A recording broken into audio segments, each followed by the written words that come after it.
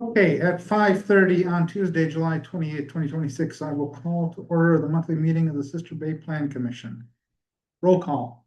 White here. Idler here. Bell here, Arns here. and Perfect. Harf is excused. Thank you. Okay. Approval of the agenda. So moved. Second. Motion by Aaron's, second by Heidler. Those in favor? Aye. Aye. Opposed, motion carried. Approval of the meeting minutes from June 23rd, 2026. We had a couple of things. Page 4.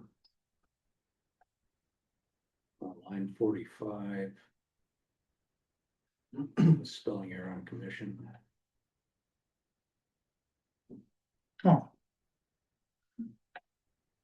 Spacing here. And page 5, line 28.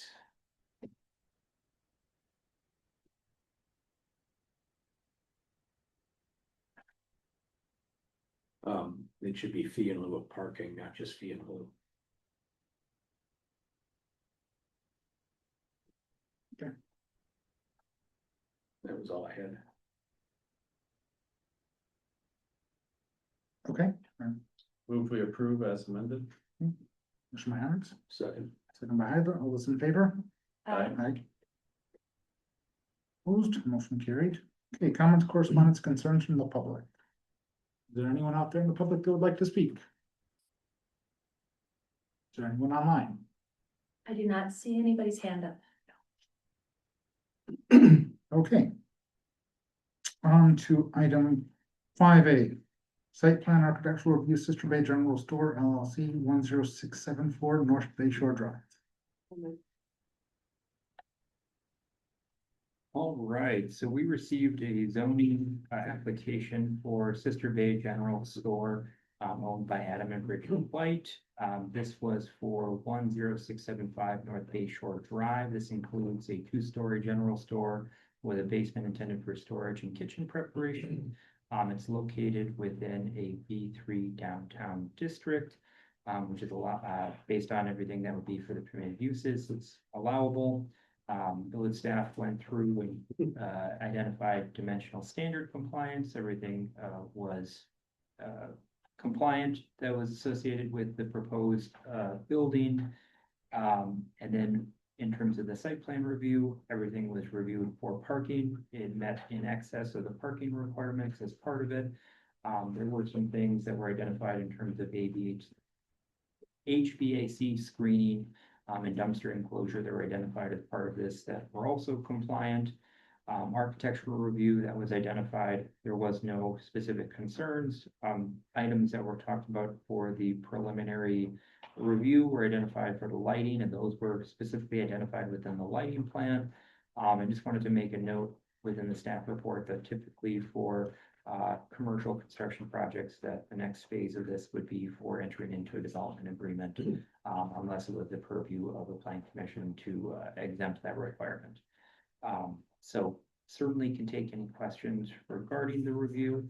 Otherwise, we do have the applicant and their consultants as well here. You guys like to add anything? You just want to field questions? I can really hear you. Oh, we can do questions if you guys want. I think one of the things that we were asked to include in the packet were multiple variations of the parking site plan. There's some that include all of the necessary parking, and then we did a tree overlay.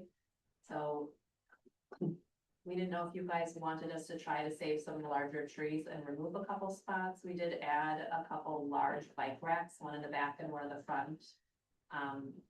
But just wanted to put that out there. So if that's something you guys wanted to talk about, we're prepared to talk about that. You also added some trail, like some walkways in here too? We did. We, took in all of the comments from last time and reviewed them pretty scrupulously, but we did add a walking trail that goes all the way from the front of the property. It actually, I'm glad you guys said it because it made kind of a fun thing that we added, so it goes through the woods. We work, you know, with the DNR specifications, we'll have a like a wooden boardwalk that goes over the wetlands and then also around, so you don't have to go over if you don't want to. And then the walking trail will also go all the way back out to Spring Drive, so even if you're not going into the store in any capacity or up onto the porches, you can walk from Highway 42 all the way to Spring Road on like a cute, you know, mulch and gravel and boardwalk path, like a combination of those, and it will be lighted tastefully. I think I really like that addition on there. That was a good suggestion. My inclination would be to save as many trees as possible in back there. I don't think that parking there is going to be utilized by your customers as much. I think that people are going to be down in the village and they're gonna come there.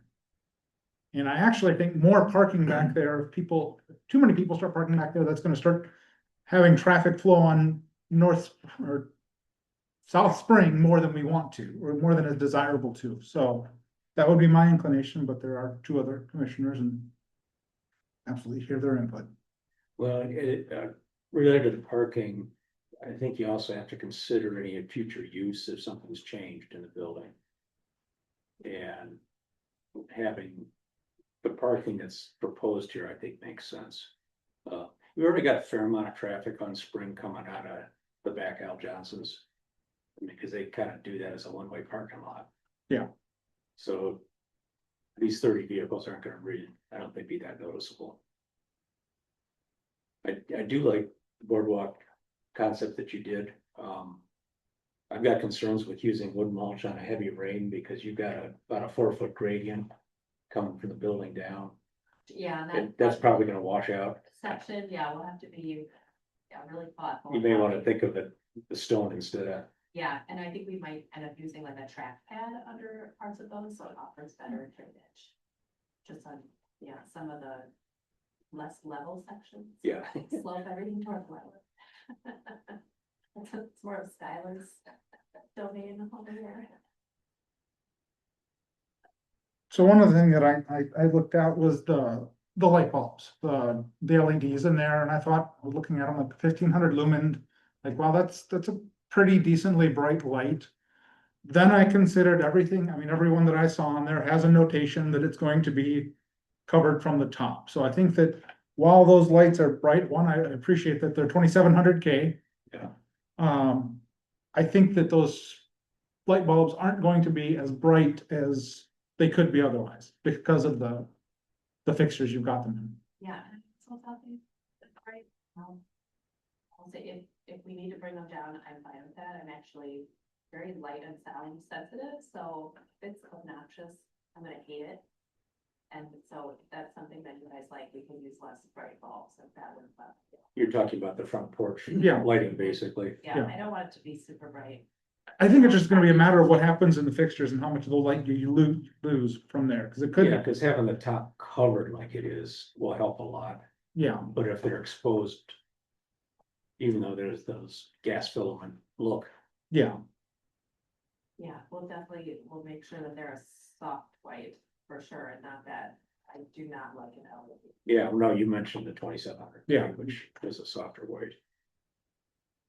Almost yellow, but not quite. Actually considered doing the open flame version of those lanterns. You know, like where you have an LP line hooked up to them, but we thought it might be too windy. Off the front, and then they would blow out all the time. Yeah, that would be certainly a different feel. I'm not sure, I wonder what the fire chief, how he would be, how he'd feel about those. Anyway, we don't have that on there, so. Okay. Any further questions there? Yes, So is the fire pit gonna be propane also? That's proposed over by the walkway? Why, honestly, that's not been decided. Is there a rule, is it supposed to be propane? It would probably be easier if it were. I don't know that there is, but in the dry seasons, having open Yeah. fire back there seems like a risk. Okay. We didn't specify it, but it can be LP, and maybe we end up burying an extra tank.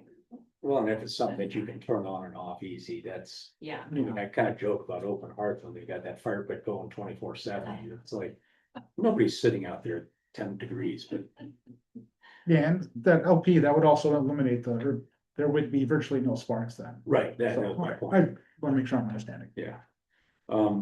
What material are you looking at on the retaining wall on the north side? Cause that runs pretty much right up against the parking lot there. I assume some sort of either natural stone or sort of a stone look to it. And I guess you're the ultimate deciding, but we can make it look however you want. So that's something that blends with the stone on the rest Yeah, of the front of exactly. the landscape. wherever possible, we use, kind of like the rounded, not like a river stone, but kind of like that look. So are you anticipating a sloped, cause right now it's kind of drawn as just a 3 foot wall. Yeah, it'll start on both sides at a slightly over the ground, taper up to a high point in the middle where your grade difference is And then are you sloping toward the property line or is that It'll be somewhat more vertical? from the highway, so it runs basically east-west along it runs east-west, so on the east and west side, it'll be lower to the ground. Higher in the middle, north-facing walls will be somewhat vertical because it's retaining wall, everything behind it on the south side will be the roof and support. General store. Okay, and I do like that you've got landscaping there that's gonna keep people from getting anywhere near it. Oh, yeah, there'll be landscaping all over. Yeah, if there's any type of retaining wall in the midsection, it would be like those larger, kind of like river boulders. Some bed effect, and then there'll be like flower beds in front and behind, so that those also will catch water, like all the plants and stuff, Okay. if it's moving, if that makes sense. And I didn't, and I may have missed it, in the drainage plan, are you gonna be able to keep all water on the property? Or are you using kind of that wetlands as part of that Yep. water sink? So the wetlands will receive most of the water off the backside of the building. The front side, we are going to connect the downspouts to, there's a catch basin right on the highway there. I talked to Megan at utility department, she said we could tie into that just to take the water directly into the storm sewer system there, so. Okay, cause I mean, you're significantly higher than what's currently there. Yeah. So we'll be high and dry and it'll be easy to shed water off to the appropriate areas. Cause I know that there have been some flooding issues back on Spring Road, and I was just concerned that this was gonna be potentially adding to that in times of heavy rain. We're quite a bit lower than Spring Road adjacent to it, so Okay. everything will be peeling away from there. Yeah, it's funny, if you look towards if you're looking at the site plans, like with a parking lot on it, and then you see towards the side that's by Spring Road. All of the different, that's where our biggest elevation changes by far is the back of the property in the parking lot, so. Actually, if anything, I think the water off of Spring Road would drain onto our property. Got it. And then we're gonna Back kind of into run that. it towards the wetland and leave a. Very nice sized buffer to make sure all the water stays in the wetland and doesn't come out on the 42 anywhere. Related to the propane tank that's listed on here as above ground. Oh, it should be there.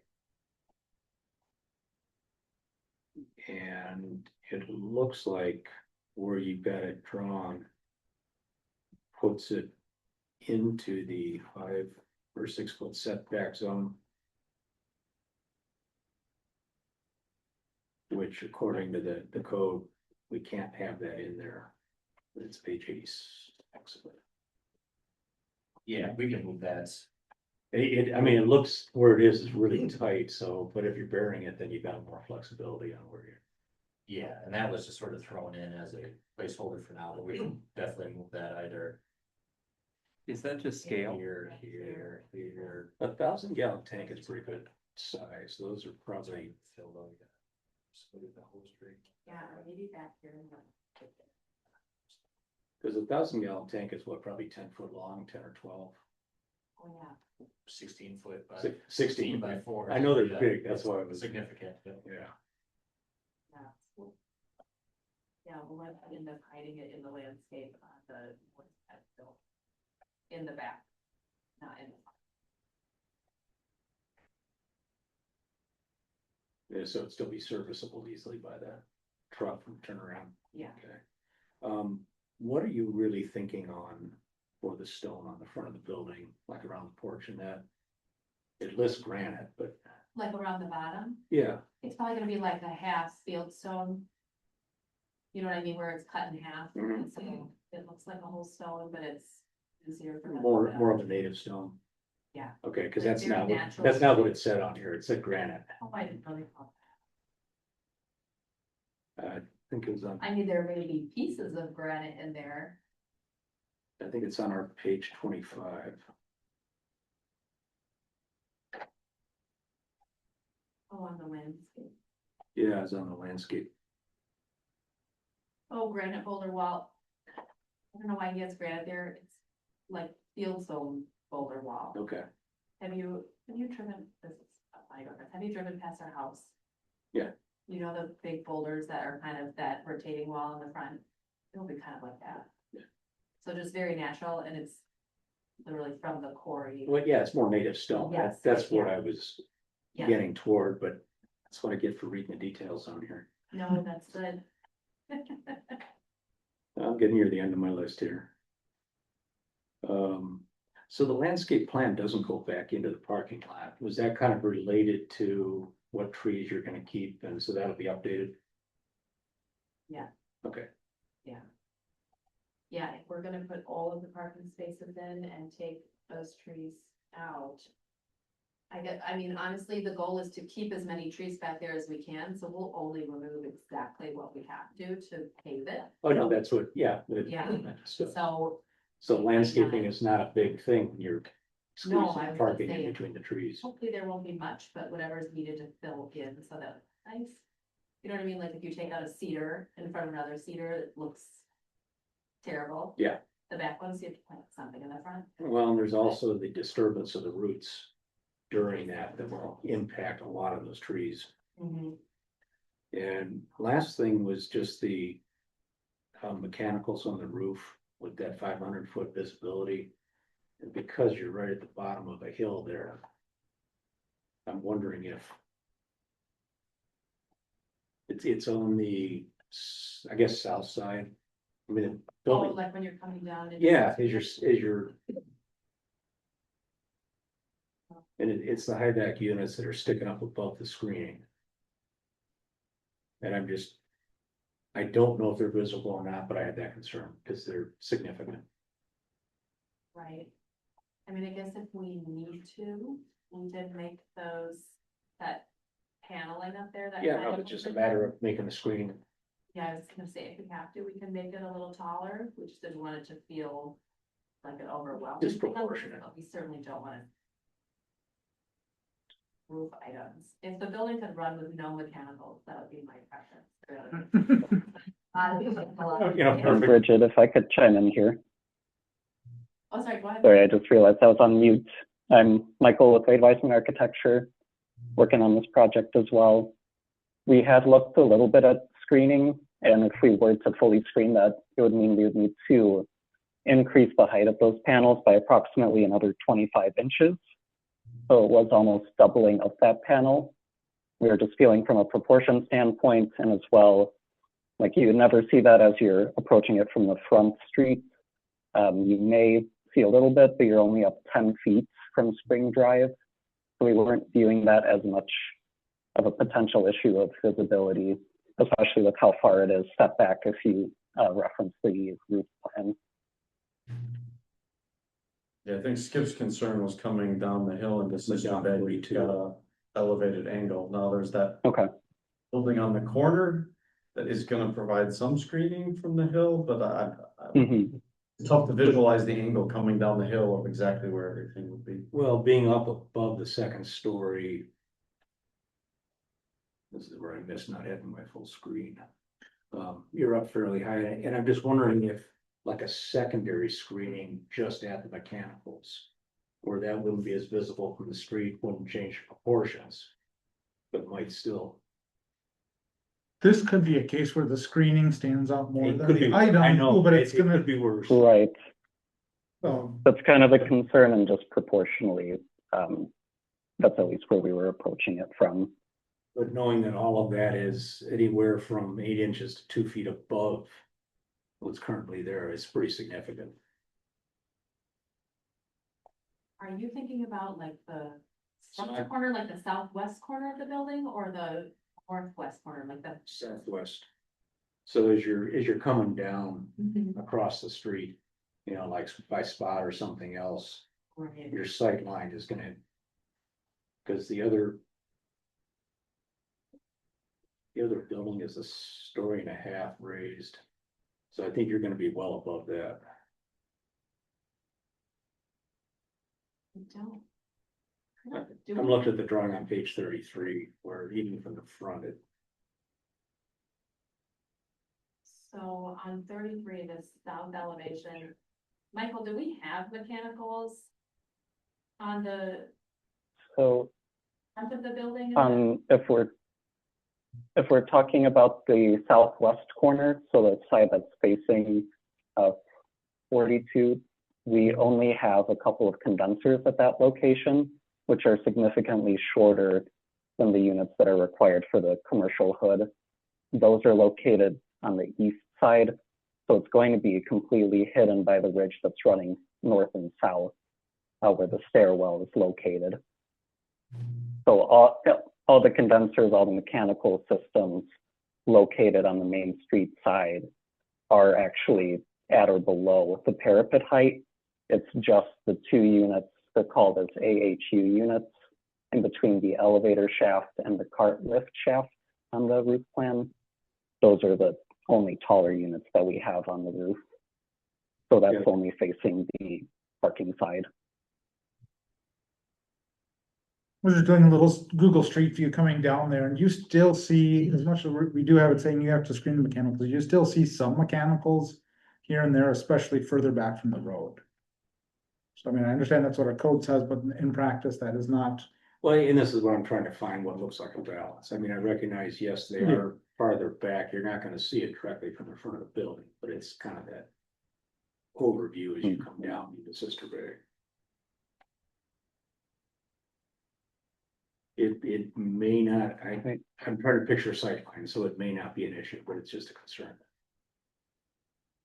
No. At least we don't have an AI generated sight line to look at. It's. Oh, you just had to stick that in, we did. No, I'm telling you, Skip, it wouldn't have done us any good. I'm telling you, you're right. That would have been not useful. That was all I had, Richard. I really like the artist renderings. It does, as we talked about, tone down the busyness of the shake, so. Does the cupola fit within the 64 square foot requirement? His design. It does. I couldn't tell from, and maybe I was just looking at the wrong measures, but I couldn't tell from the drawing. Oh. Yes. And I don't know how architectural details on top of that affect the overall height. I was assuming. Because the weather cupola is vane 8 could be feet, but then ignored, there's the wind vane on top. that my interpretation was roofing structure is where it ends and any incidental antennas don't count, was the way I was thinking. about I'm it. just saying, it's not called out clearly in this one where you're right, but. Oh, so to answer those questions, the cupola square footage to exterior sheathing is approximately 44 square feet, so below the 64 square feet required. We did locate the top of the cupola, that would be the sheathing and the metal roof material on top of it. That's at the 8-foot height that's allowed above the top of ridge sheathing. The finial we were interpreting as being separate and allowed above that line. But you can let us know if that is a different interpretation. If we look with the other cupolas in town, there's some structures on top of them. Yeah, that one's not one of them. Great, but I do still have overall concerns with that HVAC equipment on the back. But. Cause I think even from the other side. You know, I'm looking at. Page 33, I think. That's where you are flat coming off Al Johnson's back lot and stuff.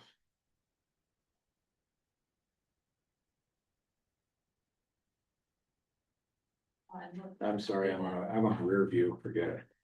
We're happy to add screening as necessary. And I think one thing that the plans, it's hard to notice too, is that there's some pretty large mature trees on the sides of the building, along, you know, in between us and the buildings to the south.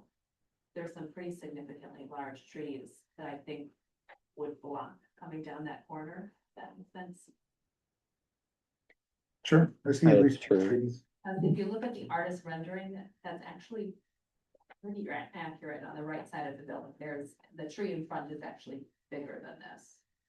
Well, I just presume when you get to artist renderings, they don't put all the details in, Right. so But yeah. they there's may some not have pretty- included those. Yeah, and we're, you know, happy to add more screening or add, And I would just leave that as if necessary. yeah. Okay. We'll see what the sightlines look like after. Yeah, I mean, it's really hard to sit here with a blank piece of dirt and say, here's what it's gonna be. Sure. That's all I had. Anything else, Ray? Okay, so. I guess just one, Go ahead. just one clarifying question. So, between the two parking options, is there one that the commission prefers overall, doing the full 40 parking spaces that are perpendicular parking with a wider drive aisle width? Or would the preference, or would it be allowable to use the narrower drive aisle width with the angled parking spaces? That reduces it to 35. I would advocate for the 35. That's the one I would like to see. So while I like to save trees, I think I'm leaning more towards meeting the minimum requirements as part of the code to avoid any appearance of. We know parking is a very touchy subject around the village, and to say, well, we're letting them have less than the minimum required to save trees. Well, we've got a couple mechanisms that we can use, that we've used for other folks. You know, I mean, like the bike racks absolutely are a factor that we can consider for that. That, I would just want to avoid any appearance of favoritism, even if we know it's not true. I absolutely appreciate that, Jerry. I get it, and I think that if we're going to go with that 35, we better justify why it is. And I guess I would tell you that having two bike racks there are going to take care of employee parking and customer parking. I'd also say that because there is a public parking lot within about. I had the footage last meeting and did Yeah, not, it's not very far. it's not very And far.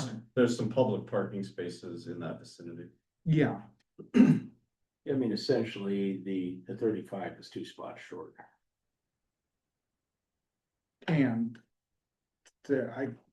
I would say we could justify a lot more than 2 spots with bike racks because you're gonna get more than two cars worth of people, because I think your average car's got about 1.5 people in it.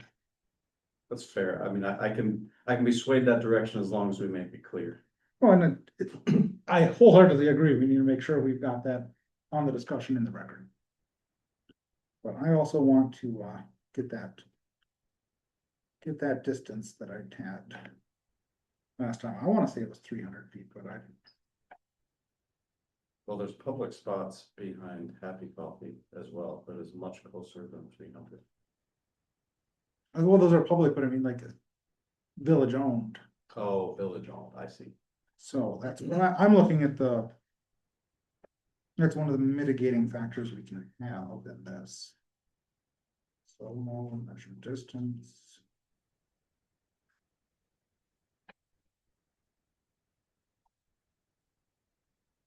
From the closest point of the parking lot, the closest point of that lot is about 300.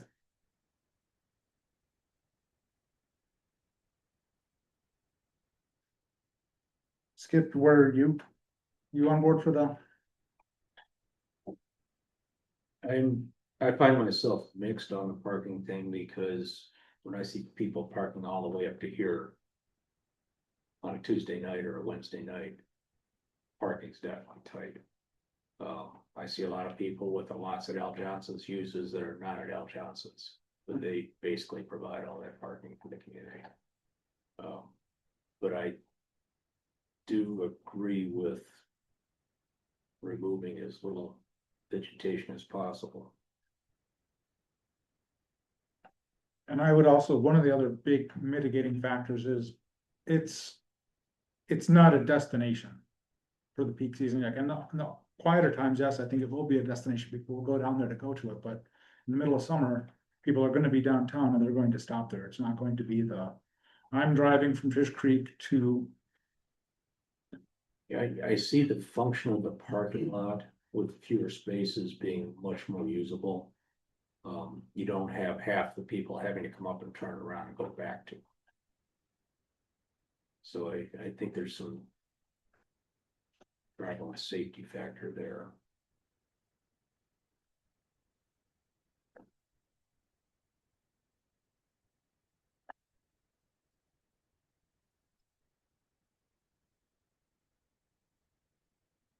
I do question if we're really taking out that many more trees.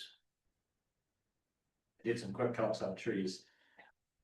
If we go for the full site plan, which is 40 stalls, we take out 57 trees for the parking lot. Of what minimum diameter? 6-inch minimum, is what we've measured.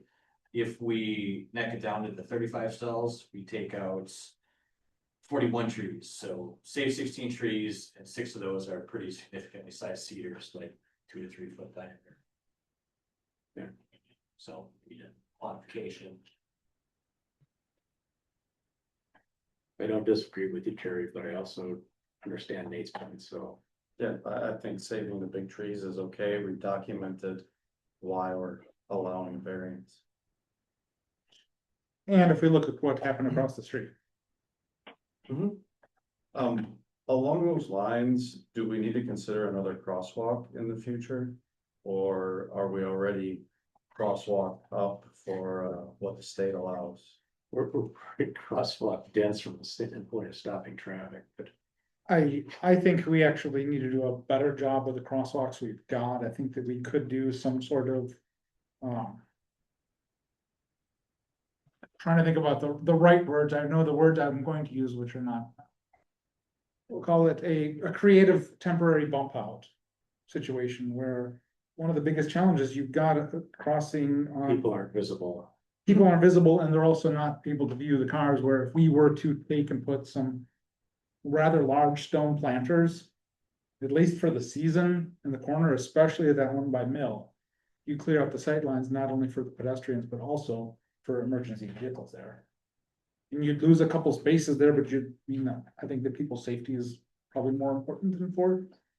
Well, and it may be a consideration, all this parking is being added behind to remove some of the stalls in front. To increase that visibility, because I think there's gonna be a lot of people crossing directly out the front door of the general store, straight across the Wild Tomato towards the beach. Instead of, going down to the crosswalks like they're supposed to. And that'll be people jumping from between. cars. Surprisingly, most people do use the crosswalks. Not all, but I come through there a fair amount of different times with busy. I'm just times. thinking with that big attraction right there, that's a great place to go from the beach to there and back. There'll be a lot of crossing. Yeah, I think that. When I think about the people that go and cross between the crosswalks, they're also generally paying a lot more attention. Well, unless it's late hours. Yeah. But that. I don't disagree with you, Jerry, that there's more people there and that's. I mean, even to move that one crosswalk down the street, if we could give up a crosswalk to move it. I just didn't know, I knew you guys probably did the state requirements on how many crosswalks per foot on a highway road. Yeah, we would probably have to reevaluate what our current plan is for sidewalks and see if we would move it and all. And maybe post-construction, we look at it and look at some of those spots and do some adjustments to make it clearer to see. Yeah, I think the one thing that we could and should talk about at Parks that is doing something to make that visible, increasing that visibility. I think that's a great point to say, there's going to be that additional parking. That might be the time to say, okay, we're going to lose these 4 parking spots in peak season to increase visibility there. But I think I veered off the agenda item for now. Or what we're seeing in the artist rendering, the accurate colors.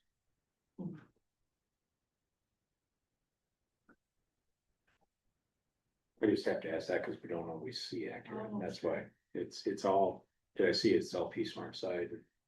So it's, Yep, and the shingles on the front are like, they're not, they're gonna, honestly, they're not, they're gonna be real cedar painted white, or if they're gonna be, almost like an AZEK product, but a nice one, so it lasts longer. So kind of like an LP Smart skin. That hasn't been bid out yet.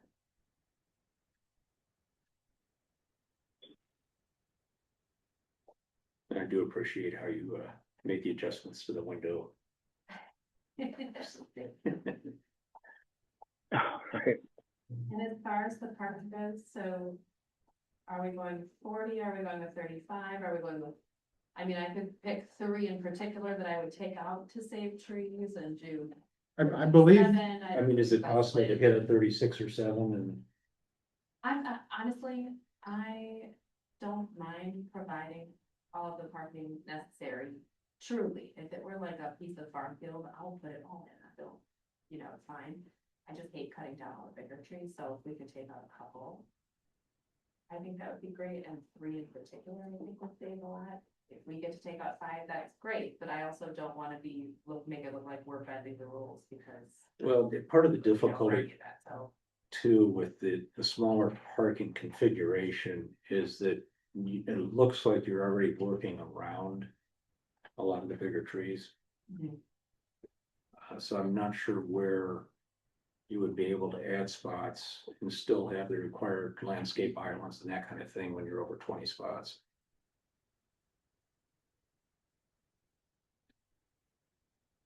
I think from my view with the bike rack additions and the other things we talked about, I think 35 is acceptable. Yeah. I'm for 35 and.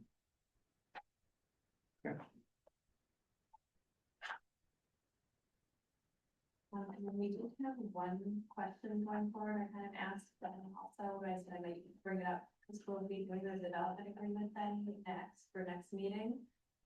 And I know we're gonna be going to those goals later, but in it, so we were wondering if there's any provisions for doing any type of, I know there's no construction till after fall, and we know that. Is there any site prep options? So if we have someone come in and start removing at least the trees where the foundation would be before fall fest, is that allowed? Because it's not construction. But we didn't know how that read and wanted clarification if possible. In the past, we have permitted it under very strict rules, saying like, okay, well, don't leave your construction equipment by the highway during Fall Fest, make sure everything is out of there for Fall Fest itself.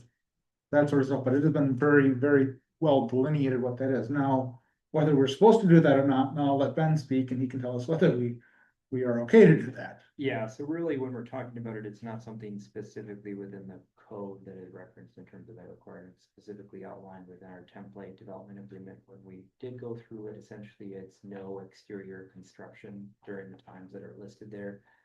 When we were discussing it, essentially it would be, some site preparation in terms of tree removal and potentially doing some grading, some other, mild activities that were discussed as part of it. So that was a question of whether or not to modify something in the development agreement to include construction before that time period. I feel like as we've held others to that time frame limit, any site work that includes moving dirt would be out. Tree work you can do in a shorter period of time. But Well, to me, tree work is less construction, like moving dirt, excavating, actually building, that's construction. Trees have to get moved all the time for various reasons. And to me, that's less construction, unless of course you have a bunch of trimming equipment just sitting there. I think it depends on the mobilization as to how. much- Yeah, I think if it's not left on site, if it comes in every day, works and leaves is different, but. I mean, I can't imagine there's more than a week of. Tree removal. I wouldn't think so, and we were talking to our tree guy and he was hoping for some clarification on that. If we would be able to start in September, or end of September, beginning of October, because that's better timing for him. I said, I don't know.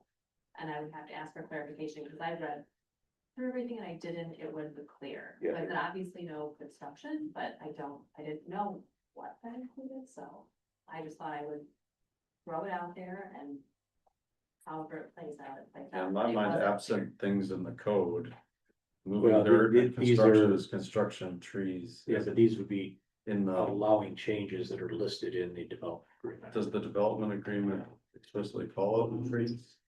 No, it doesn't, it just Yes, says. didn't think it did, so. There are specific requirements that are minimum level for the development agreement that are called out within the code. Anything in excess is essentially what we have as our standard development agreement, and things can be modified depending on what's there, as long as it does not conflict with what the minimum standard is in the code. The intention with the development agreement was to try to be as standard as possible, understanding there's gonna be a couple small changes here and there. But, When you say standard being applied uniformly. The terms of the.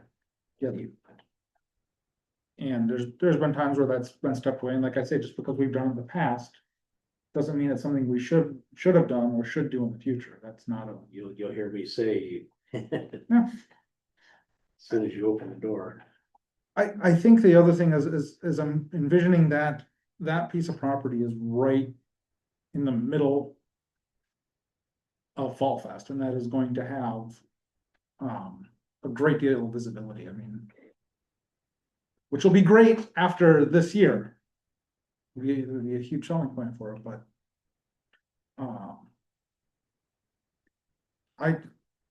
I'd be inclined to say that tree removal, if they weren't leaving the equipment there overnight, which is gonna really curtail what they can do. I mean, like it's not that you can't go to your property and do any work, but any serious work where you've got excavating or tree removal equipment that's staying there overnight. Oh, sure, I would consider excavation construction. But I don't know how everybody else feels. Like if you're going there with a chainsaw and cutting down a couple trees here and there, Taking trees down and removing a site. Is different than moving dirt. okay. I would like to see that done in that kind of quieter period after Labor Day, before Fall Fest, if they're gonna do that, not bumping into those two. Mhm. Yeah, just one, are we all good with that? You good with that, Jerry? Yeah, to me, tree removal is different than excavating dirt. Okay. Dirt and building fall on the construction side, tree removal is more. I mean, it's prep, but it's more about the noise and disruption in the village during peak times. I also think there's something about, I mean, like tree removal can be. Depending on how much tree removal you're doing, that can be an incredible disruption that's on par with dirt. That's where I've come to think that it's, if you're leaving equipment on site. That's where it's a little different to me, but I don't know if that is. Getting too specific. I mean, Skip, you got more experience at than I do. I mean, I think of Well, yeah. logging I see in the North Woods. No, they'll bring in some big equipment to take those trees out. Is it just cutting trees or is it stump removal? Cause all of a sudden, that's different equipment, that's different, Yeah, good question. that's more like excavation. That's a Jake question. Yeah, if it's just taking trees down, I mean, I don't think it's a big issue, but I also think that's gonna take a week at the most. Sure, and I mean, there's time to think about it, we won't even see the development until next meeting, but just wanted to put it out there so that we can write it in. And I've got to refresh myself on the development agreements and what it says. I know I've read them, but. Yeah. Say, honey. Yes. Talk about Scott Peniston, he's the neighbor to this parcel here. He's the owner. Okay, And he had some concerns and questions about, would you like to speak? yes, I believe Okay, so. go ahead. Thank you. Thank you. Yes, so as of the blue building next door, the one thing I just want to make sure is actually two things. One is drainage, because between the two properties, it is a low level there where that big tree is that was referenced. So we have to make sure that does not become a collection for water. Please.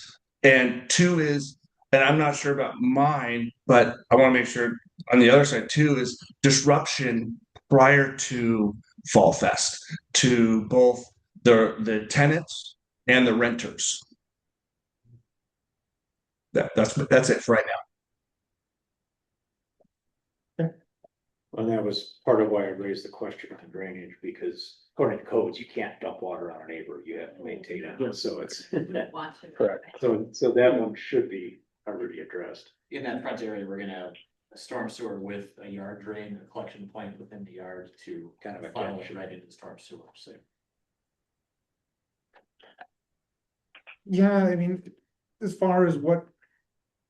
Doing some of that tree removal, it probably would be better just to have it done after Fall Fest. It's probably not gonna advance your schedule that much, but at the same point, if it's just tree removal.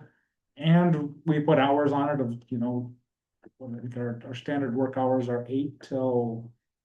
6, have we got under the nuisance ordinance? I think it might be a little bit later than Yeah, that. it's 7 or 8. Yeah, I believe it's 8. okay. And to be honest, most of it I would think would happen off of Spring Road, like right now, if you were to walk through that property, because of some storms in the past, we have several You got a lot of giant fallen cleanup to do. cedars. Mhm. So we could even get something in there right now if we wanted to, so it's mostly cleaning some of that out so that as soon as it's like go time, so to speak, after Fall Fest, we can actually get people in there to start working because it's such a short time span between after Fall Fest and when it snows. Like this year, it was Thanksgiving when it snowed. And Yeah, then but you didn't have frost in the ground until later, so. Right, I'm just saying, you know, ease of work and digging and pouring the foundation and stuff. It would be great if we could have at least some of it ready to go and take some of those fallen trees out of there. You know, I definitely know there's the condos there's that Mill Road Gallery, we've talked to them a couple times, over the past few years. We're very conscious of the people that are living and staying there and we Yeah, don't wanna disrupt anything, like I know that would be very annoying. we do have rental unit or. So it would be, Spring. you know, it'd just be during working hours, Monday through Friday kind of a thing, and I don't think it would take very long. But again, I will let you guys make that call. I guess it would be helpful if you would specify what exactly it is you're looking for, understanding we're not looking for I would not like to see big vehicles, big construction vehicles there, even if they're for removing trees and stumps. In case and just see what it is you need from that.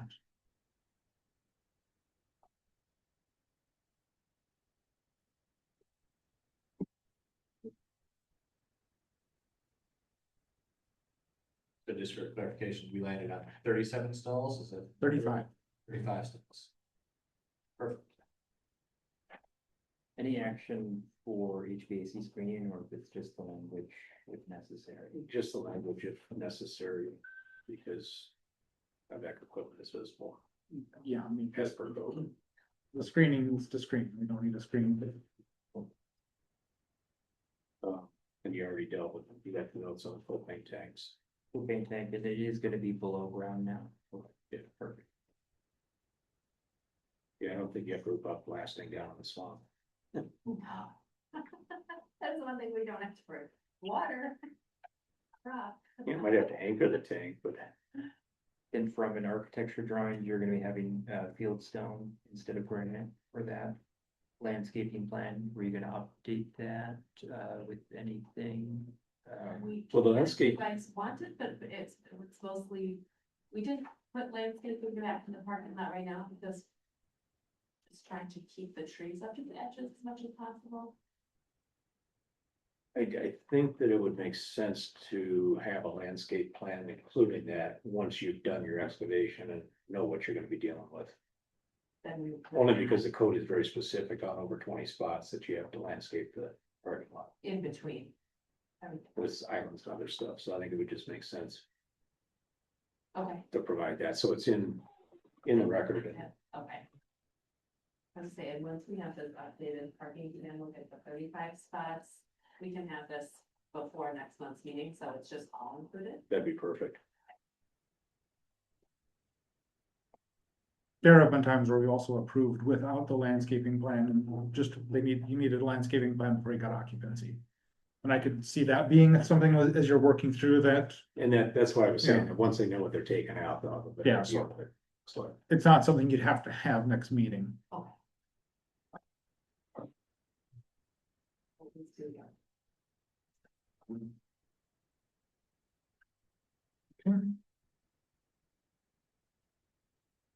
And then we just need consensus and move on. Yep, then it would be coming back for the next one for an additional site plan review / development agreement. For what's being proposed, and then we'll send over some draft language that we can work back and forth on for that one before the next meeting. Thank you. Thank you. Okay. 5B, site plan architectural review, Friends of the Ice Rink Sister Bay Sports Complex. Do I go? You get to go now, Miles. Yeah. This is what we have here for you guys in the packet this week is a response to the meeting when we came forward with you guys in May to look at potential sites for the garage, the maintenance garage and the utilities for the ice rink. At that meeting, we heard that we should look at possibly moving it away to reduce the tree removal, to move it farther away. We looked at pulling it straight to the south. And what we ended up doing is trying to move it in a way that did a couple of things. Minimize the impact on the parking there for that area to that part of the rink, for those unfamiliar. Primarily only used during Citrus Bay Bay's games for parking. Some rare instances, the entire field is used. A lot of times, a good chunk of that field is used, so we're trying to minimize our impact there and make sure there's still access to that whole area, but also minimize the expense of running utilities to the sanitary line and the electric utilities and water to that Zamboni building. Basically, our Zamboni needs heat and access to water to operate. So what we did here working with Keller and Stantec is look at putting this located in the southwest corner behind the trees. We're also, part of this also is screening, trying to hide the mechanicals. You'll see in the packet that there is, we included a fence, also in response to that last meeting to show exactly what that would look like. So at ground level, nobody's gonna see any of the mechanicals for the chillers. They'd all be behind that fence. And from the rink, if you're standing at the rink, I think there's one rendering in the packet that also shows their rendering, probably AI from Keller, is got the wrong kind of trees. Those are actually cedars that are at that rink.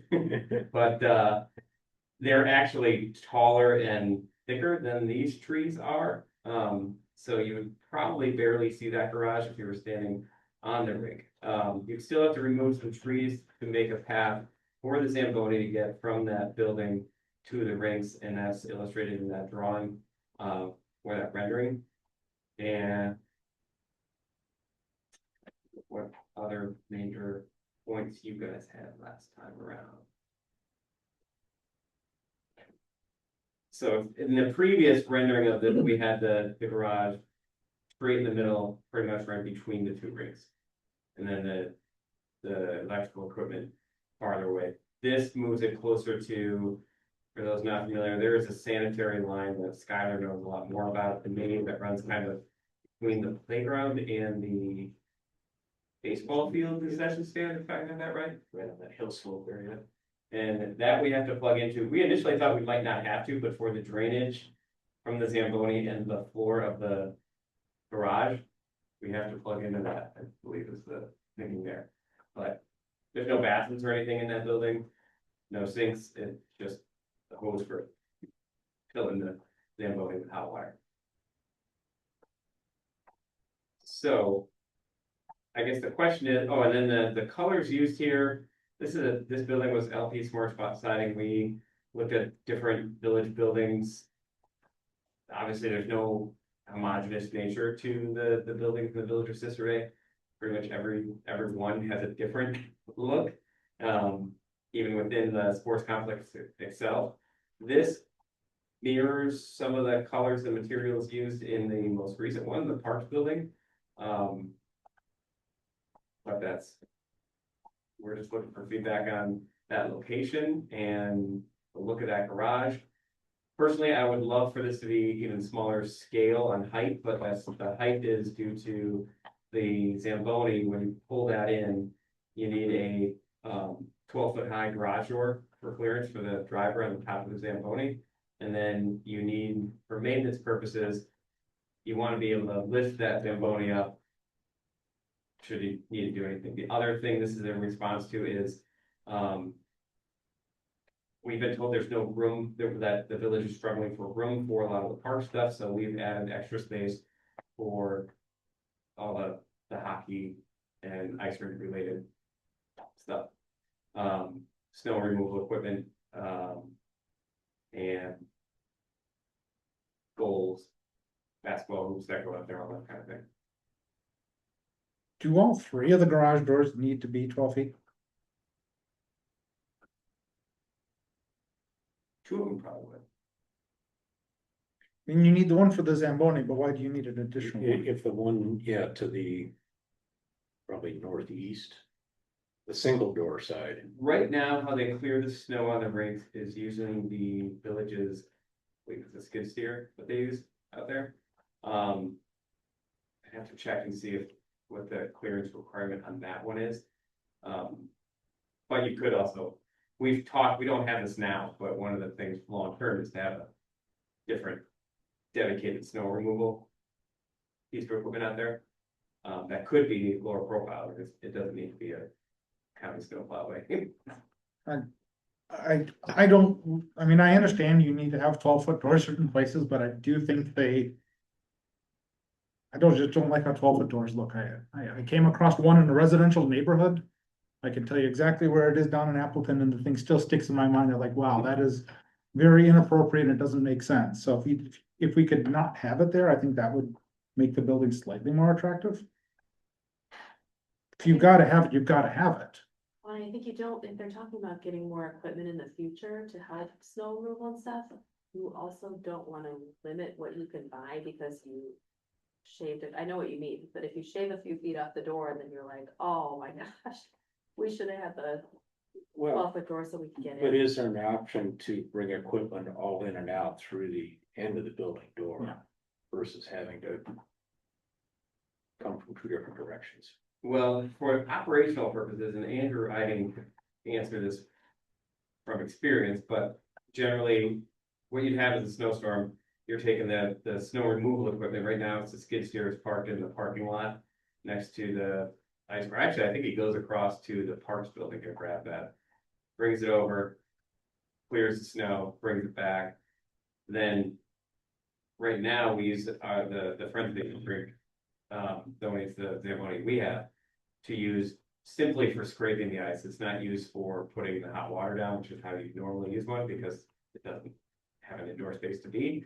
So they're used like one right after another. So what you wouldn't want is to like have to maneuver one piece of equipment out for operational purposes, getting the snow removal piece out just so you take the Zamboni out and back and forth. So you would want, I think, those two dedicated ones to kind of have their own access point. But the third door, we could definitely look at. Do you, And we could look back and see if like a truly a 12-foot door is needed for that. do you need 3 doors then? I mean, like, as you're describing, it sounds like you're describing a need for 2 doors. I think at minimum, we need 2. I mean, the third door. Some of that depends on like what, Hmm. does the village have room for anything else in You know, buildings. Is the building fully freestanding interior? There's no columns or anything inside? Yes.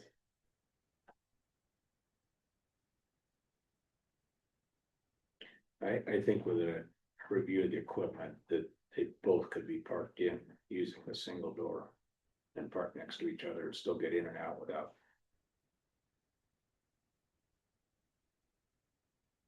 I'm personally a little less concerned about the number of doors, and to me, primary is the function. Well, and I understand that if you go back in that area, it's gonna be a very commercial looking building.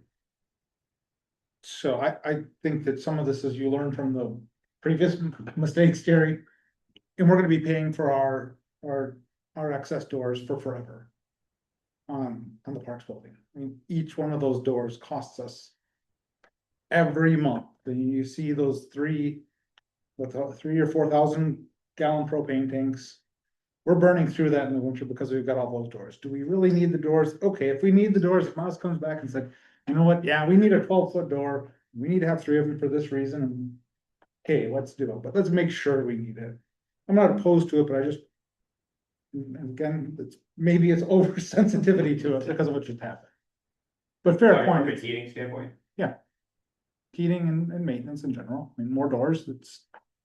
Doing maintenance on an overhead door when things happen and eventually they do, Those not door cheap. cams will get hit.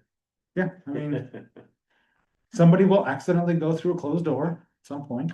that's never happened at the municipal bulk warehouse. Oh. So, are you ready for just comments or Yeah, go questions? ahead. In the drawings and stuff, they show the propane tank just sitting out there. In the parking lot next to the fence. Is there a reason not to bury that? Other than concerns about bedrock over there, Yeah, price would be really the only issue. Having to rip rock wire glass to do it. Yeah, I mean, it's in our code, say buried unless you have to blast, and then you can just screen it. The one concern I do have is proximity with those cedars is the soil disturbance right up against the roots. For the pad, for the chilling equipment. Oh, so you're saying coming back a little bit, Mike? Yeah, just Keep come- like, so we're not losing coming a those few cedars. feet just to, But I think it's about, I think the reason you did that, Miles, I heard you say was to try and. Preserve the parking there, but I would agree and that, believe me, I've already heard from enough baseball people yeah. about the parking. The parking is important, but also not losing. And some of those trees. Those are very pretty mature Yeah, wind and visual screen, and those are a risk if we lose them. yeah, I certainly don't wanna lose those. It took 20 years for those to get to the point where they're at now. Started as saplings out there, so And those are some cold days at the rink before. does the cooling equipment, does that need to be kept clear of snow too, or does that?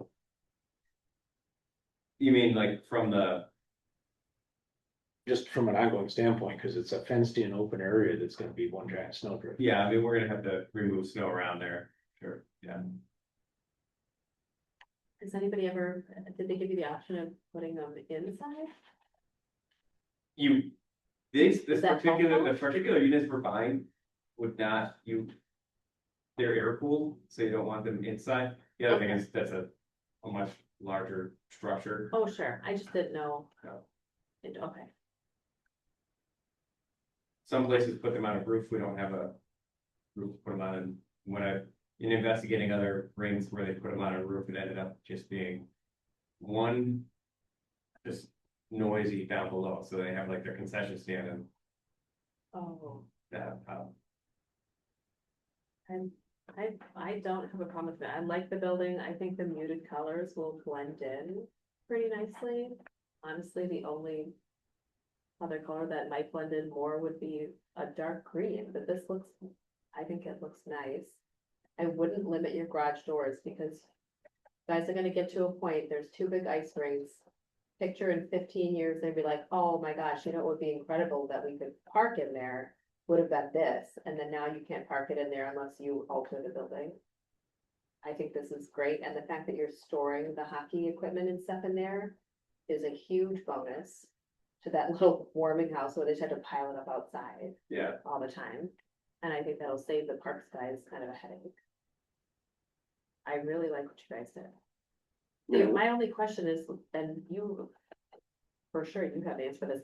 In between the two rinks, normally, you know how it was like one big giant ice pad and you just had the hockey rink, like put the walls up for it? yeah. What's in between the two? Like, could you on skates cross between one and the other? Not the way we have it now, because we don't have that as a chill surface, that would be concrete. But basically with these rinks, you build a concrete beam around it and they build the rink and put the coils in between that beam or that curve, that outer perimeter concrete. Okay, And then, I mean, they make skating ribbons and things like that, but or like rubber or You just something? go rubber. yeah, we would have a rubber mat there, so Okay. like people could bounce between them using, like crossing between there. Yes, Okay, I sorry. was gonna say, cause yeah, a lot of times we'll be, you know, kind of on one section and then the big kids wanna go in the rink. I just wanna, Yeah, like, how would you get from one to the other? Okay, Sort of like the rubber you have now coming down for, so they. correct, yeah. right, Yeah, okay, oh, that, Cross on so skates. I always hear it called cow mats, I don't know if that's the technical term or not, but. The other thing I think that we should consider is on that, guess west side, that's a pretty blank wall, is to do some vegetative screening with some more cedars. Yeah, So that from the ball field, and there's a playground right there that you're not just looking at this wall and fence. I took a drive up there and these renderings don't do it justice because of the playground that's there. oh, like just have them extend the cedars past the playground across that wall. Well, to extend them on that west wall, so Yeah. that the backside That of the would be building is nice. just a blank wall. Yeah, No, because there's no windows or anything. And then you got the 6-foot fence of the chilling area, and if we just put cedars along that side, it would. look much better. Yeah, for sure. I agree. Similarly, on the southeast corner of the driveway that goes from the garage to the rinks, is it possible to plant trees along there without disrupting the chiller lines? Cause then from the rink, right now, there's kind of a gap that you look through. But if there's trees on that southeast side of the driveway, it would just be, the gap would be filled with trees, so you'd see the driveway, but the long distance gap. The proportions in what we're seeing here look really off. I think they're gonna be parking cars in every single square inch of two of those games. So you would Including think on there'd that be room driveway. for a line of trees along that edge of the driveway? Or even some arborvitae, which are skinny there. I'm just thinking from a wind screening and a visual screening standpoint from the rink, it would be a big benefit. Yeah, if we can do that, I'd prefer to do that too. To plant stuff out there, it all depends on how it would impact the parking and things like that. And one point when the renderings don't show it at the ground level, but like the other side of that grass is an orchard and there are some trees there. We could also plant more trees on that tree line. On the other side of the parking lot as well.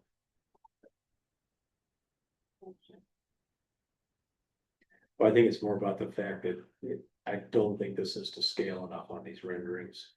I think that building is gonna come out at least half of the depth of that area of that field. It is what it is. I'm not, They should be pretty accurate. I mean, these are based off surveyed CAD drawings, so I know they 3D rendered them, but I was surprised because I hadn't been up there for a while. When I drove up there, it's like that space between the cedars and that tree row for the orchard is really not that big. It seems a lot narrower. Yeah, I think I'm mostly focusing on page 64, because I think that's the scale one on top of the real picture. You can see all the excavation for the lateral.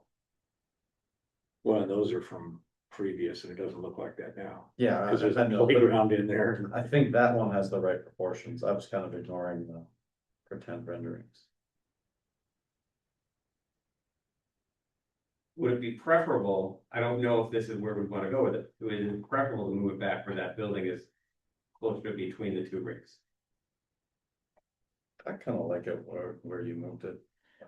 You've got a shorter run to utilities where it is proposed now, correct? Yes, So there's a significant savings there with.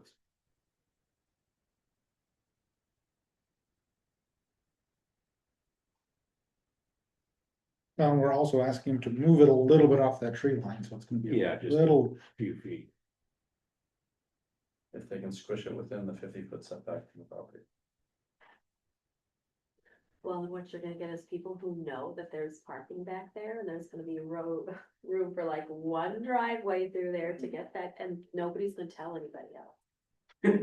They'd be like, oh, I don't know, we just found a spot. I like where you guys have it. I think you did a great job. I think if you could add those arborvitae along that side of where the playground is. And any on the back of the driveway if possible, that goes in the ice rink, like they said, I think that's a great idea. I'm just really pumped for this ice rink. Similar to your question about staging this. One of the big questions we have now is.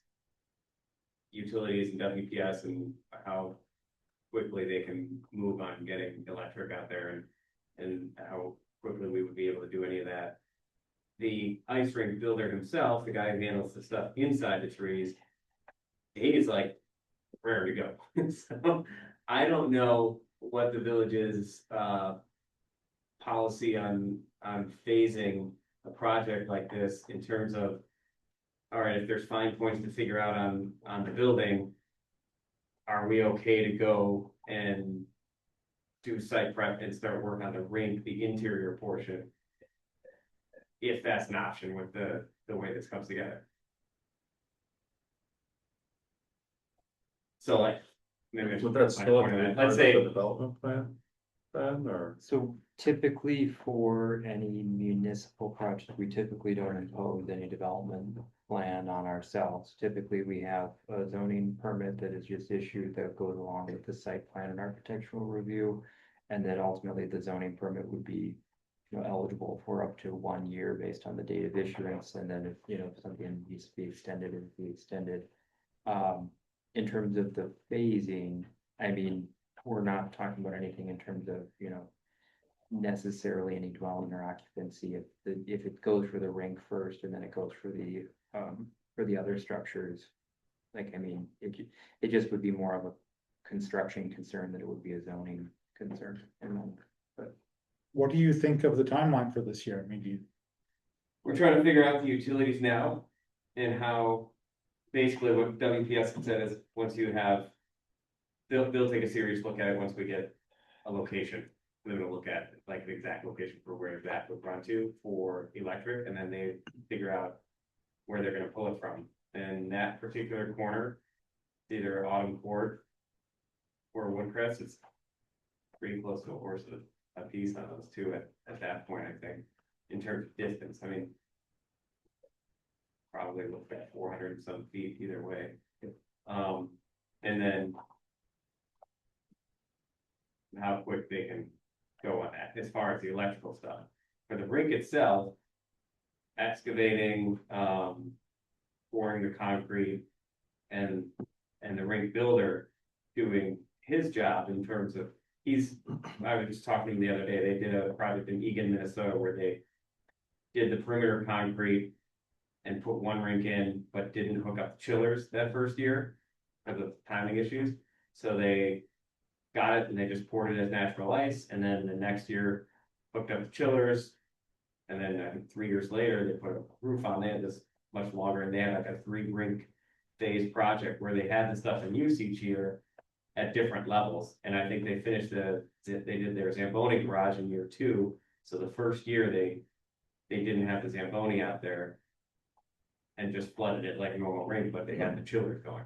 So it's one option to do that, or we wait till the whole thing's 100% dialed in and start next spring.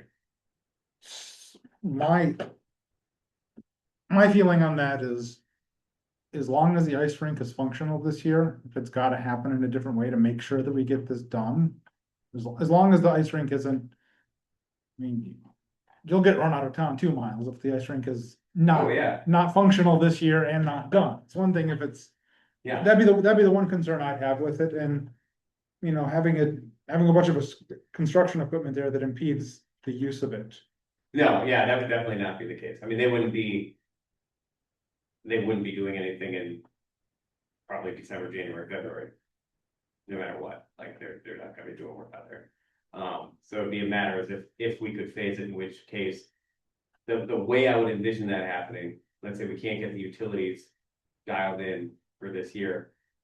What I could envision is. We rip out half the slab and he gets one drink done. And then finish it next spring, that kind of phasing. And if we did that, I would bring him in to explain. But Well, Oh, no, oh, sorry, go ahead. well, he's gonna ask, I mean, essentially, we're looking at a 2-year period, though, it's not is it a 3-part phase that you're proposing, or just? No, what I think one of it is again, like- do the rest next year? if we started and if we couldn't get the whole thing rolling this fall, we do part of it this fall and finish it next spring. Ideally, as early as possible. The good thing is like most of this stuff, it's not like a huge construction zone. As far as staging, so it should have minimal impact on the surrounding uses. And I'm very cognizant of all the surrounding uses, because my kids are involved in all of them at this point. So the hangup is gonna be WPS, so that's gonna be what, Yeah, I think it'll be the utilities. And. Getting that building built this fall.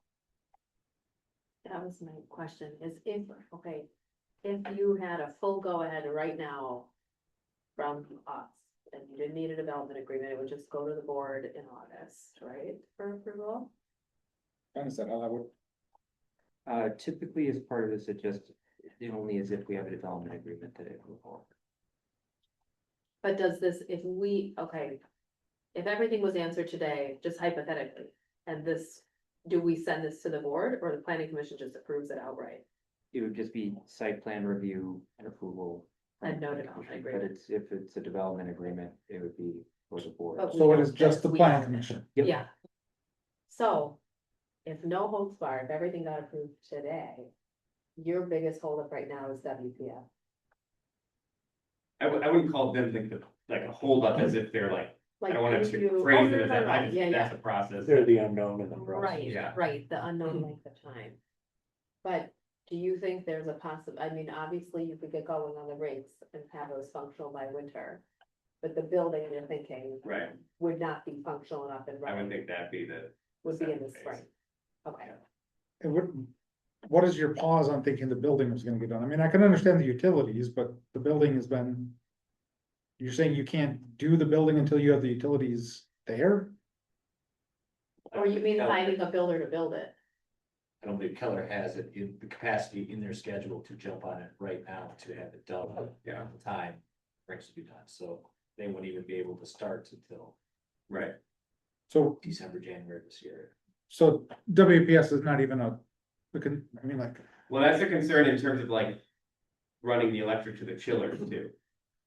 Yeah. Those chiller units, So, yeah, so if you got the chillers installed and you got the rinks poured, but you didn't get the building up, would it be functional? Or you need- yeah. Okay. You could run, if the chillers were installed and the electric was run to them, they could, and the rinks were done, or one rink was done and the second rink next year. You could run the power to the chillers and run it, you just wouldn't have the Zamboni functioning, because you wouldn't have a building there to run the Zamboni out of. Right, So what sometimes they do is you just flood it like a normal rink, right. and you could, in this case, we could use the Zamboni we own now Mhm. and just scrape it. You Yeah. just wouldn't be able to flood with the Zamboni, so you have to use a whole. You just gotta park it in the Parks building where it's heated. if we can get your space Good. there, But I mean, it could be mostly. I've been allowed to do that. minus the building. Hmm? I said, so it could potentially be mostly functional minus the building, but, Yeah, yeah. Even if understood. the chillers weren't hooked up, electric service was there, you could still operate it just like you did this Yes. past winter, right? Yeah. Just wait on natural cold weather to freeze it. so. you So, just have the coils in there and it would just be concrete and then just let it. so there's 3 pieces of this, there's the ice rink, there's the chillers, and there's the building. We need to do the ice rink. the chillers are gonna be dependent on WPS. Largely, correct? Yeah, And the building is dependent on Keller. When they can build it. And if they get the WPS gets in there, is there a reason we wouldn't want them to build the building in December, January?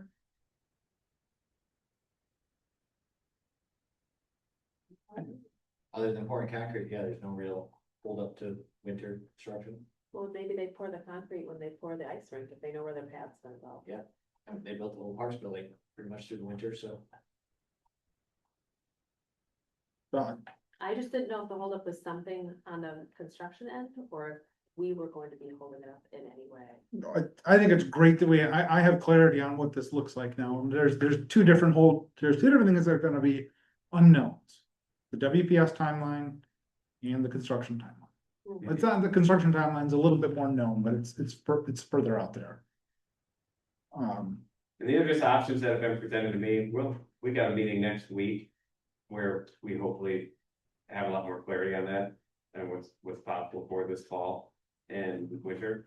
And it may be that I come back and say, hey, best way forward is to do it all in next spring and just one shot.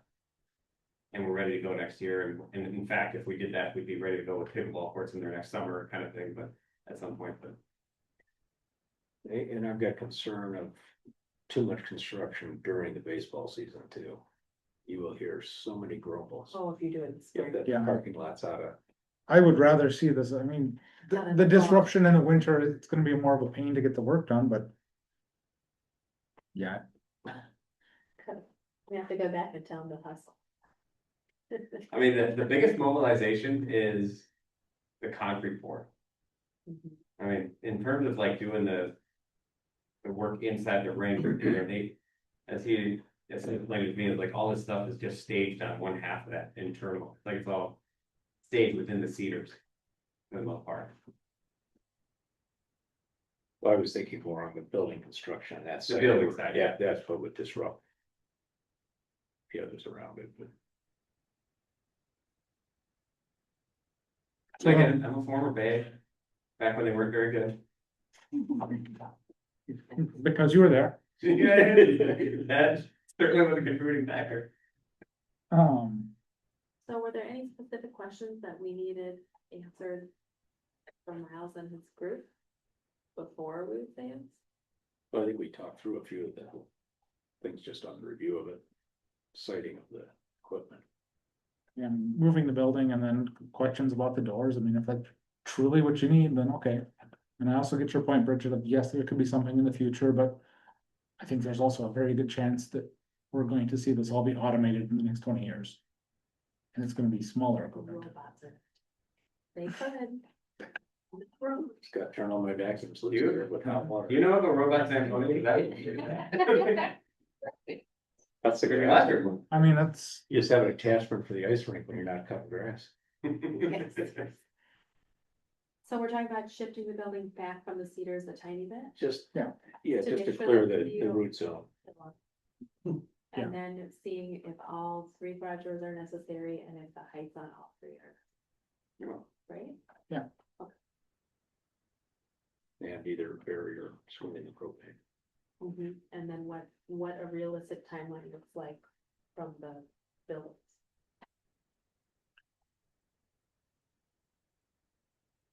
so, Ben, how does this end up coming back to us, or we say, okay, Miles, this is what we. Do we do it with conditions or do we? I was gonna say, it would be for approval with conditions of what we're talking about, as long as everyone is with the consensus that this is not moving forward with a development agreement. I don't think we need a development agreement with ourselves. I would agree, I just wanted to make the note that it would be, Right. I wholeheartedly endorse making that decision actively than just passively not doing it, so. So just to reiterate here is when we're talking about the conditions for the doors, is there any decision made on it besides evaluating whether or not they're necessary? I think it's just asking Miles to come back and, I think that it's pretty much accepted, one of these has gotta be 12 foot. There's no way around that one. But to the other two, do we need those other two, and do they both have to be 12 feet, or can they be smaller? happy to look at that, yeah. Yeah, I mean, even 10 foot, it looks different, it looks less commercial. Yes, And then for moving back, essentially, we're moving back as long as we're meeting the setback requirements. moving back, Sorry, in terms of moving back these. Away from the cedars. Away from the cedars for that one, for the soil disturbance. to minimize the impact on that line of cedars. I mean, right now, we But don't. that would be, the condition would be to, essentially, that it would still meet the setback requirements. Yes.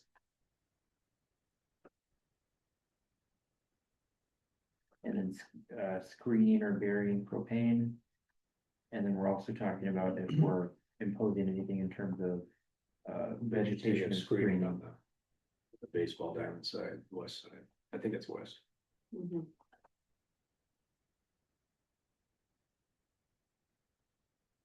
Did you ever find out anything on the decibel rating at a certain distance on the equipment? Oh, shoot. I guess not.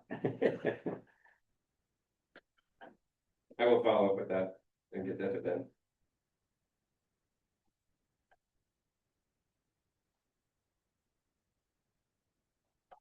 Sorry, I forgot that one. Well, and it could be a pro or a con, because being right up against a building, it could reflect it more.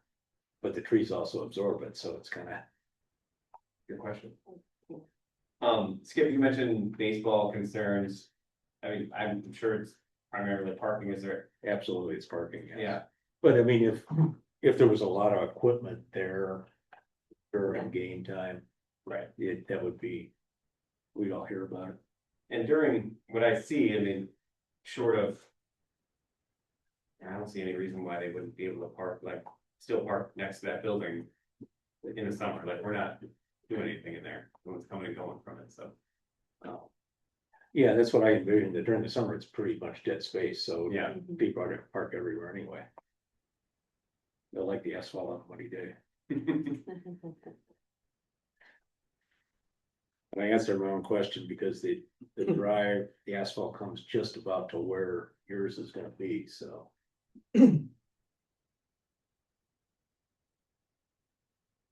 Oh, another question on baseball, and I need to check in with Sam on this, but. They've talked about putting lights out there. Has that come to the village at any point? Right, have we heard anything about that? On the big base? Yeah, I don't know if it's like a serious thing, I was just wondering, Really? I should check with Sam on that, because if we run power out there somewhere. Should check, and if there's no reason that we should be in a silo and not communicating with whatever they might. Pursue there. Speaking of silos, I also had the thought, and I mentioned it to you, Miles, a couple weeks ago. What would it take could we put the bathrooms on there, and that's not exactly where the bathrooms would end up being, but it could save a lot of money. And until you said silo, I was just gonna let it be, because it just makes things too complicated. Because there's too many moving parts, and it's just gonna slow down and try and interlock those. It's things. a Yeah, I mean, commission it's- space with sewer and water and et cetera. Yeah, but I think if we try to put it on there, it'd be problematic, but I think that what I would look at is. Some point in the future, we might wanna put an addition on that building that has bathrooms in there. I'm not averse to looking at anything, it's all one park, it's all one. Complex for all of us to use, so. Yeah, it wouldn't be a bad spot for that at all. The only question I have on that is the bathrooms that the bays currently have are in the existing warming house. For the ice rink Little League field. Is this? Any better? Are They you just? they were talking about adding, if they actually bid out to add new bathrooms near the big bays. Yeah. Because it was not as accessible to go up that hill to the little bays one. And So it that's was what I'm not wondering is, near, does this have Well, the same problem on the other side? It's mostly a flat grade from the If it field. fixes it, I'm all for pitching in on this building. Yeah. It doesn't fix the problem the bays were trying to solve by putting the bathrooms out there. I don't know. I think so, yes, because of it's a relatively flat grade from the field to where this would be. And the issue was going up that steep hill to the warming house was the problem. Well, and I even heard them talking about just not doing year round, do them unheated, just seasonal. Yeah, I mean, that was always the consideration, the question was, could we make it so that at a future point, it could be, Oh, no, and then there's ongoing maintenance of a heated building and all the rest. but this building's. It's there. Yeah, it's already heated that. It's got sewer and water. One other random Yes. question, as long as we're talking about tying things in. I know at some point you had mentioned eventually wanting to maybe replace the lights that are out by the ice rinks, they're not quite so intense, or I can't remember the thought, if they're upgraded. When you call on WPS to run power to this building, are you gonna put enough room in the panel for these lights? Yeah, I believe there's enough power out there for. Well, right now, there are lights there. Mhm. If and when we get those replaced, they would actually, I believe, be more efficient, less power hungry than the ones that are currently there. LED Right. or something. Yeah, I was just wondering, are you guys talking about, or maybe have not talked about it yet, would they run off the future warming hub that would replace the old one, or would they run out of the panel? In where they the probably utilities are? continue to run out of the panel that they run on now. I'm speaking as not the expert on this. Just because that's already run to them. Yeah, okay. And none of the power runs, there's no utilities under that concrete slab. Oh. And when we rebuild it, we wouldn't be putting utilities other than the chiller system stuff, but like you wouldn't run them under the concrete, so. Yeah. In terms of. There's not the site prep for that would have to go into the concrete. That would go forward. Are the current lights outside of the? I haven't paid attention to where they are. Yeah, Are they back they're there? outside the concrete. Yeah.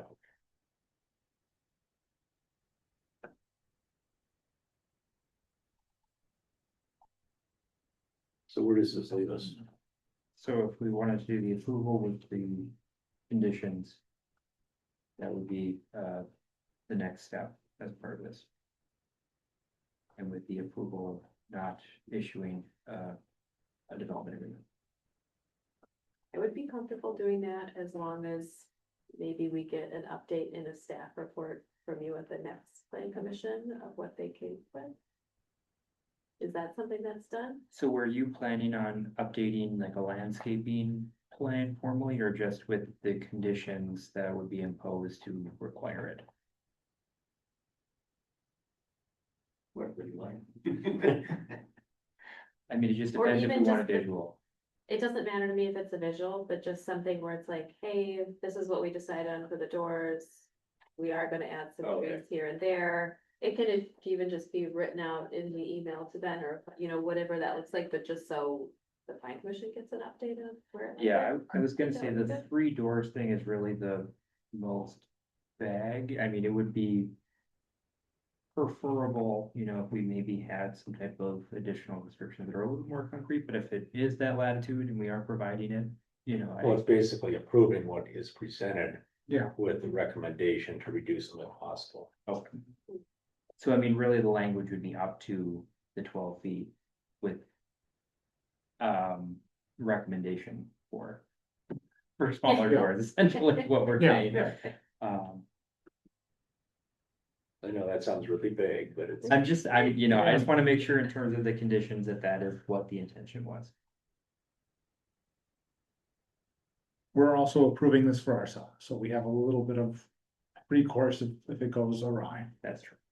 And we're not going haywire in left field here, like, I will be.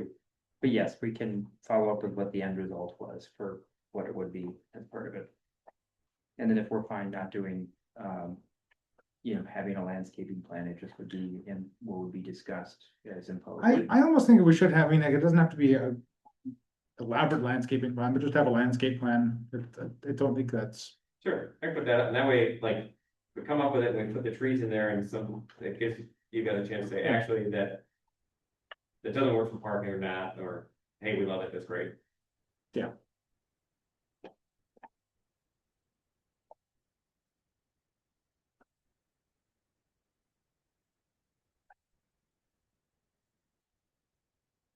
Okay, Ben, so you got the conditions there? Yep, so the conditions for the approval of the 3 12-foot doors with the recommendation for reducing the size, moving back the chiller the chiller pad. While maintaining these, I guess, moving. I mean, it looks like there's plenty of room there to that setback from the building. was And just I don't gonna mind say- talking to Tom Wolf is about the smartest tree guy I know, so I could talk to him about what he would recommend.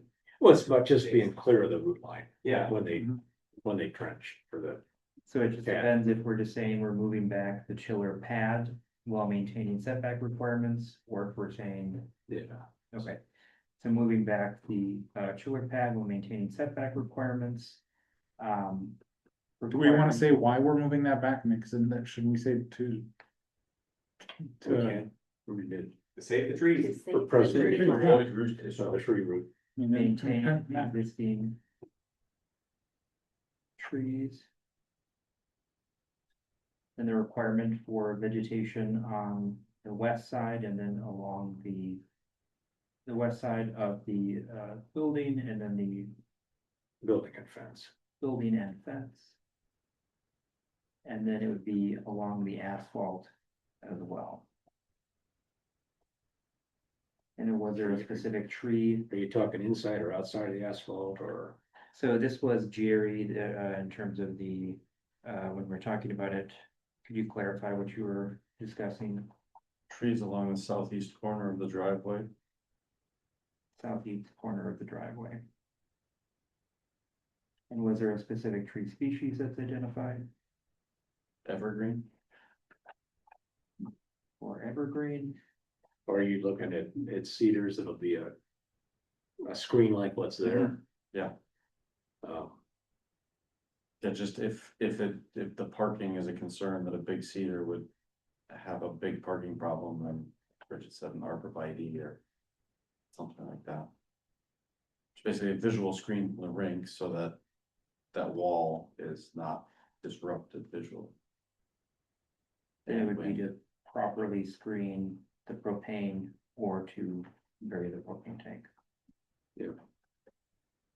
So you're talking about I'm presuming that what we have are north up drawings here. So are you Yeah, talking? on page 64, if you look at all the little black arrows, Yeah, kind of right along that side of the driveway.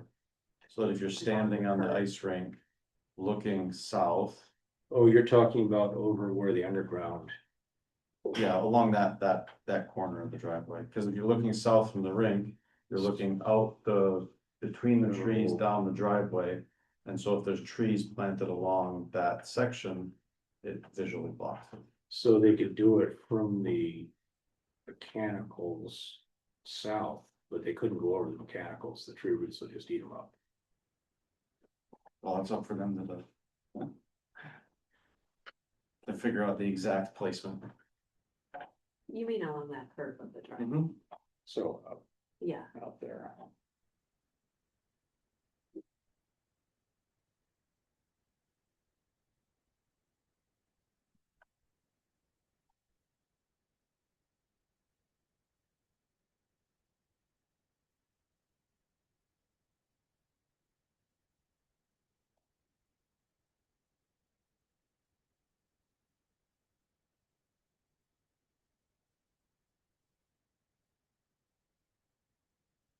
those are all the conditions then.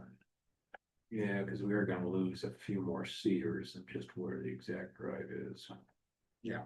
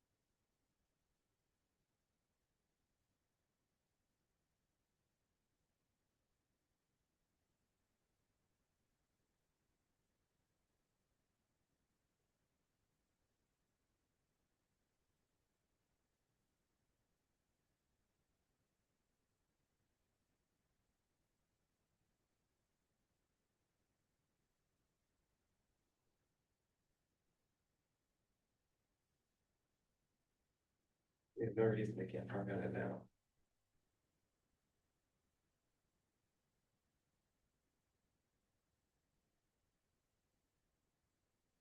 Okay. We've got all the conditions. Would somebody like to make that motion? I'll make the motion that we accept the site plan review of the Friends of the Ice Rink. With, as long as the conditions requested are met. Okay.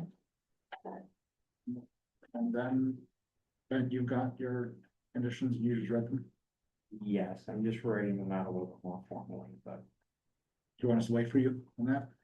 if you'd like, if you wanted officially a part of it, it was Okay. discussed what it was, but We'll hold for a moment. okay, let me just write it out here. You wanna handle the lack of development agreement as a separate motion? It could be included as part of the same motion, but Yeah, I think this is we could roll it into this. We can't, I'm just asking because Bridget. Yeah, well, yeah, then, are you good with that, attaching that on there of? With, and acknowledging that we will not require a development. Yes. agreement. Second. Motion by committee. Motion by White, second by Irons. Now we're gonna hear the condition before we vote. The discussion portion.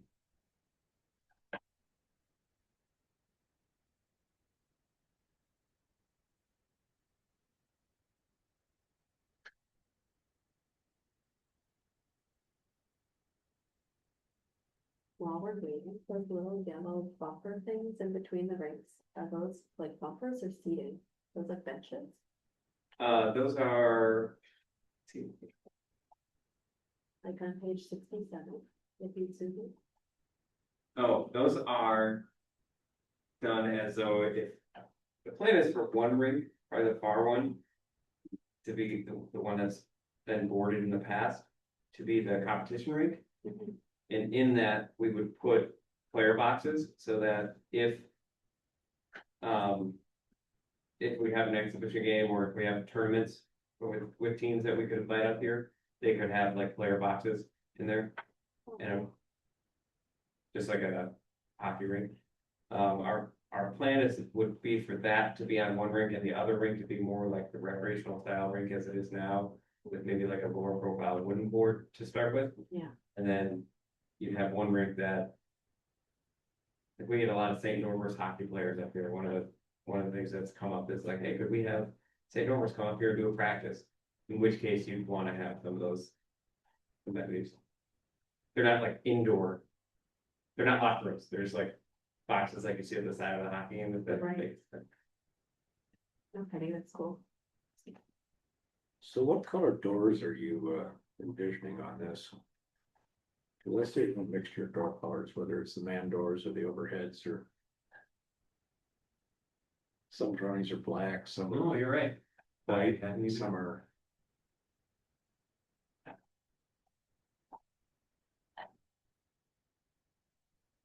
So this would be for the approval of 3 12-foot doors with the request for potential reduction.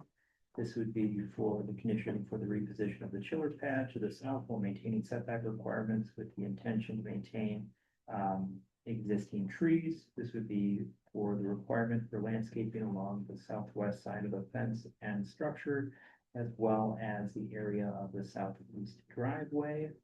And then for the requirement for the propane door to either be screened or to be buried. Propane tank. Propane tank. Hope I actually add that in there. Yeah. Did you get all that done? I did. All those in favor? Aye. Opposed, motion carried. Thank you, Miles. Thank you for your patience with us and me. I think we do need to nail down the rest of the color scheme though at some point here. For the garage. Yeah, Yeah, Yeah, if you guys have, I mean, as I'm looking at it, there's multiple different views of it. I mean, I think I was kind of partial to, let me make sure. I can get clarity, I mean, some of those aerials might have been just I don't like the black doors. placeholder. So, Mhm. I think what's on page 66 looks agreeable to me, or some iteration of that. I think to have the overheads of the man doors match, I think a contrast of similar color to the siding makes sense. But 3 different colors makes it way too busy. Okay, You want the overhead doors to match the man doors? Yeah.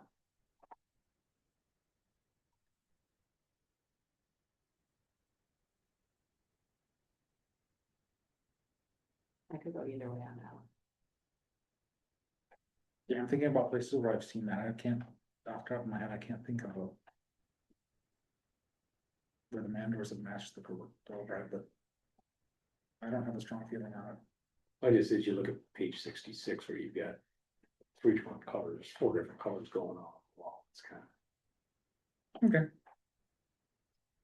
They could be lighter, I think it just.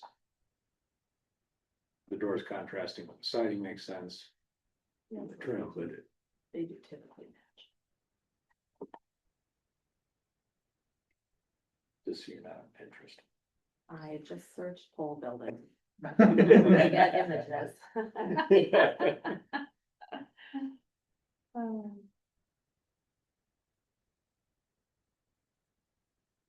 Yeah, so that just, that's where you're checking too.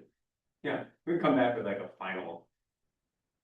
Building design before we would. Okay.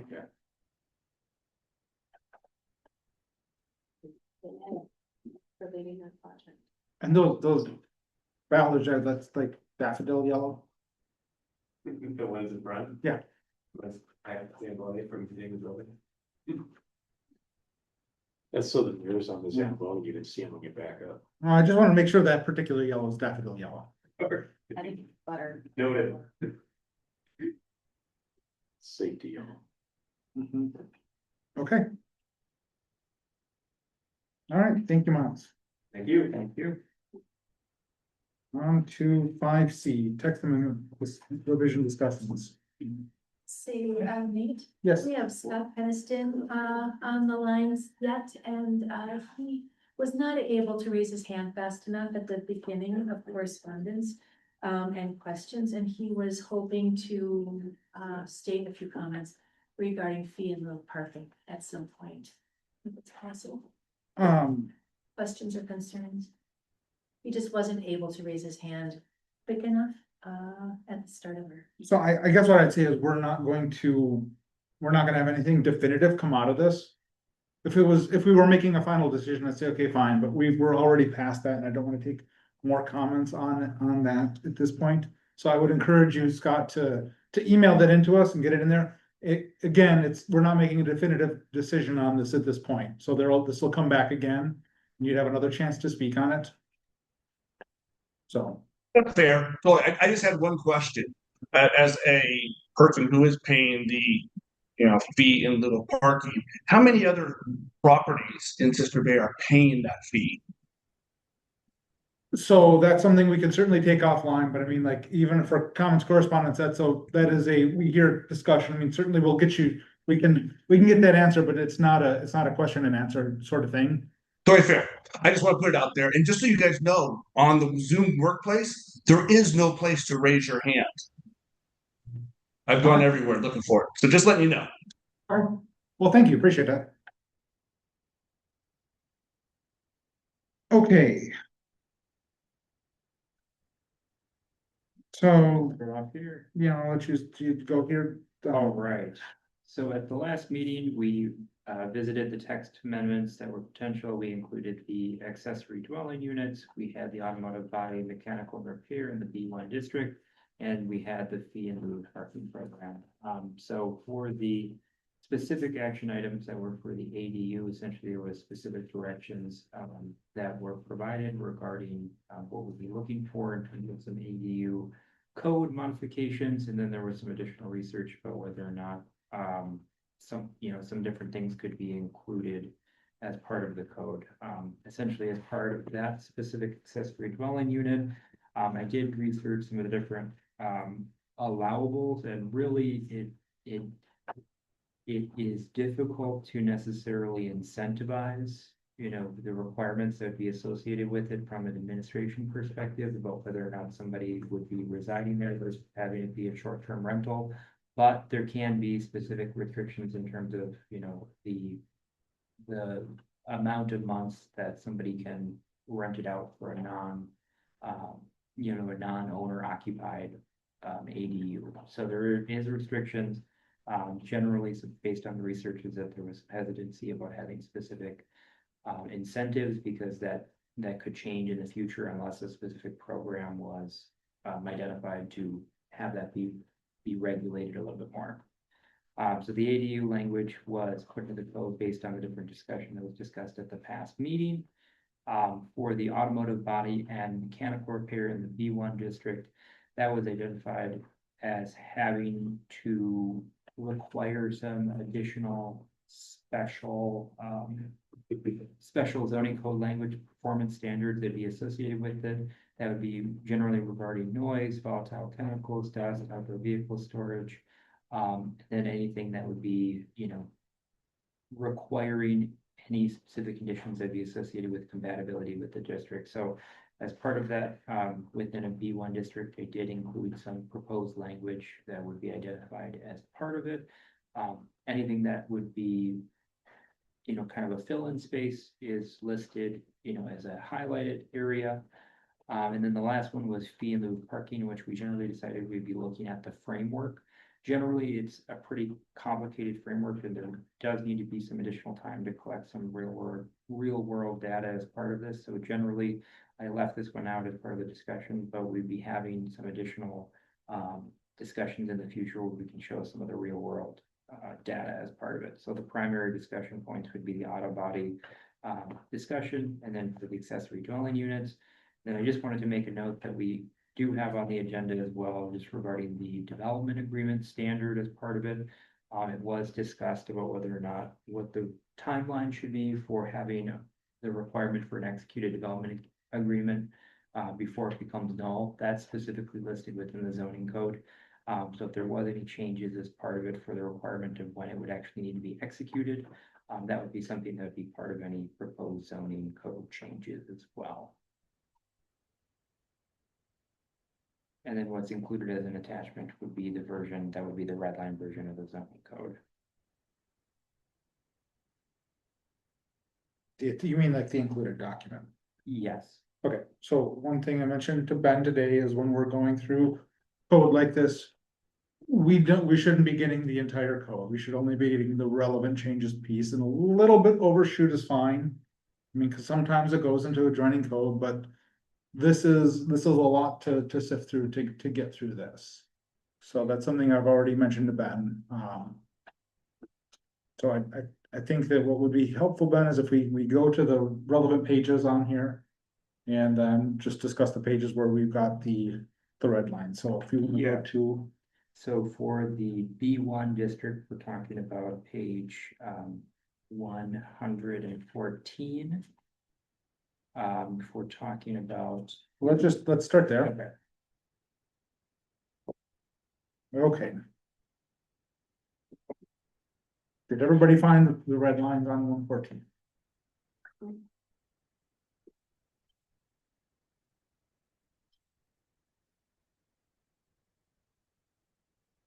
Back to PDF. Right. Oh, right, yep.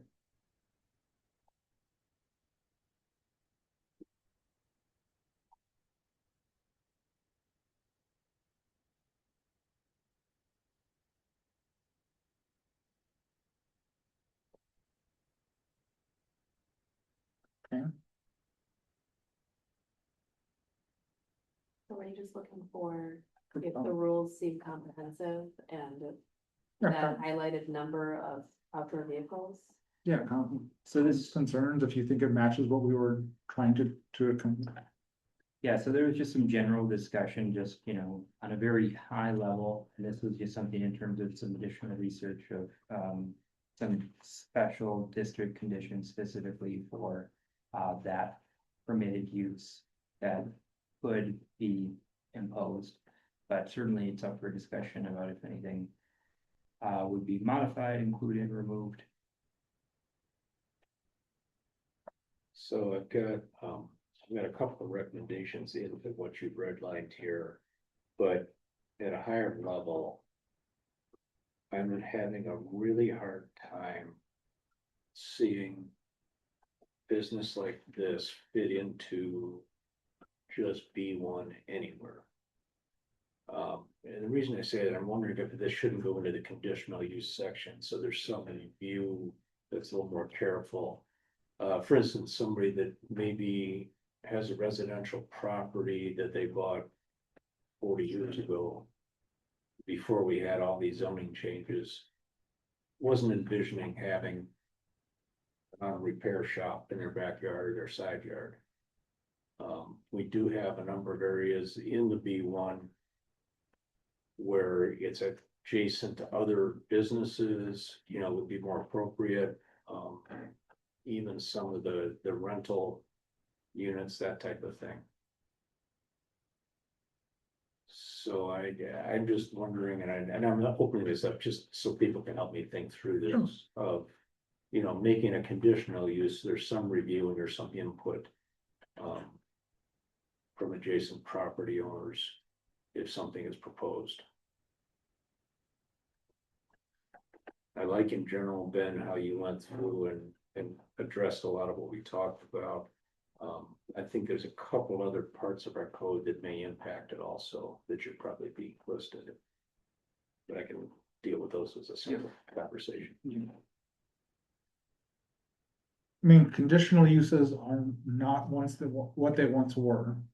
I mean, like a conditional use is a minor speed bump at this point. Right? It is, but it doesn't require a conversation with the plan commission, and It does. and then opens that up to adjacent property owners to have input as part of the discussion. I guess what I'm not saying is it's not a good thing to do there. I'm just saying it used to have a lot of teeth prior to Act 10 or Act one of those two that took a lot of the local zoning regulatory ability out there. In some ways, they get the input, because this has to go to a public session before it can be changed, so they have the opportunity to give input to how it's regulated. Right? I think the thing that would trigger me of those, Skip, is what else should we have in there? Are there other uses in there that should also be conditional uses? And then all of a sudden, are we peeling this out to this is how you get a real big.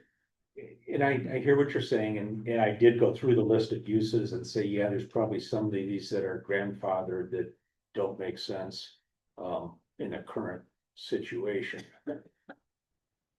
But just, even from a property value standpoint, we're imposing a burden on somebody in an R1 district for resale if all of a sudden they're now adjacent to a less, in some people's eyes, desirable business.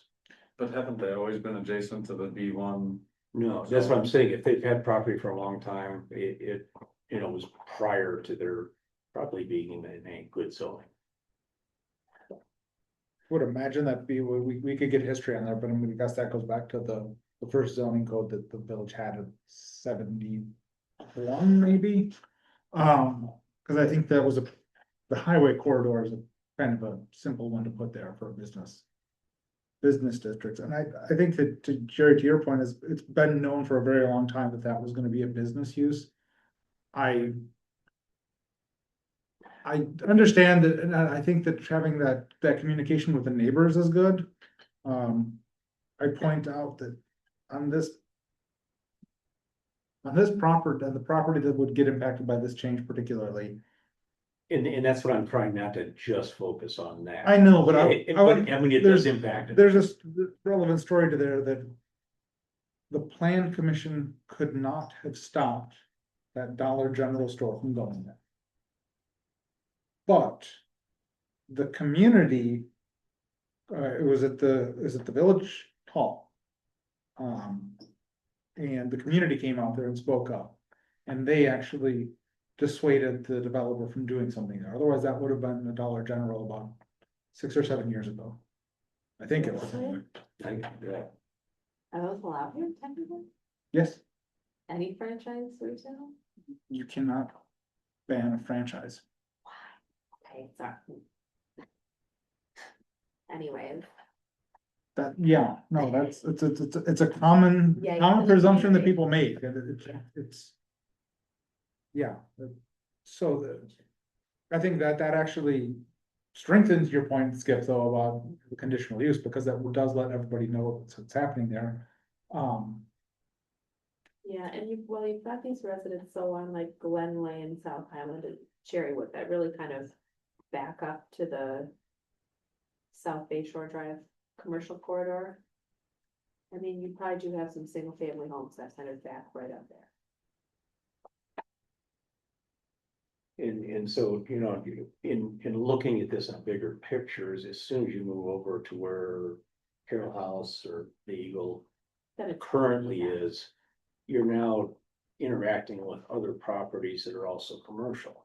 So the impact of running a business that is not always fully contained. And I mean, when I say that, there's gonna be parking of vehicles there long term. And that kind of thing. You move on around to 57 ways, there's still some properties there that, you know, fit that even over toward where Eagle's moving to. Right, where there's residential behind it. But you're also at that point looking at apartments, you've got a more transient population. Mhm. You're not affecting the property values because it's not individually owned. So you're saying the ones along the corridor? No, I'm confused. So what happens with zoning if you've got an abutting district is it's set for setbacks. Like you go to the more restrictive zoning. Correct, and those are some of the comments that I got for the text. I wonder if there's some way we can do that with some of, I mean, it's on some of the other regulations of saying like, if you're abutting a residential, I mean, I don't know the hours of the noise creation hours, but I think they're different residential than they are in commercial. Or the quiet hours, if not, maybe Well, B3 is kind of mostly what's different, but yeah,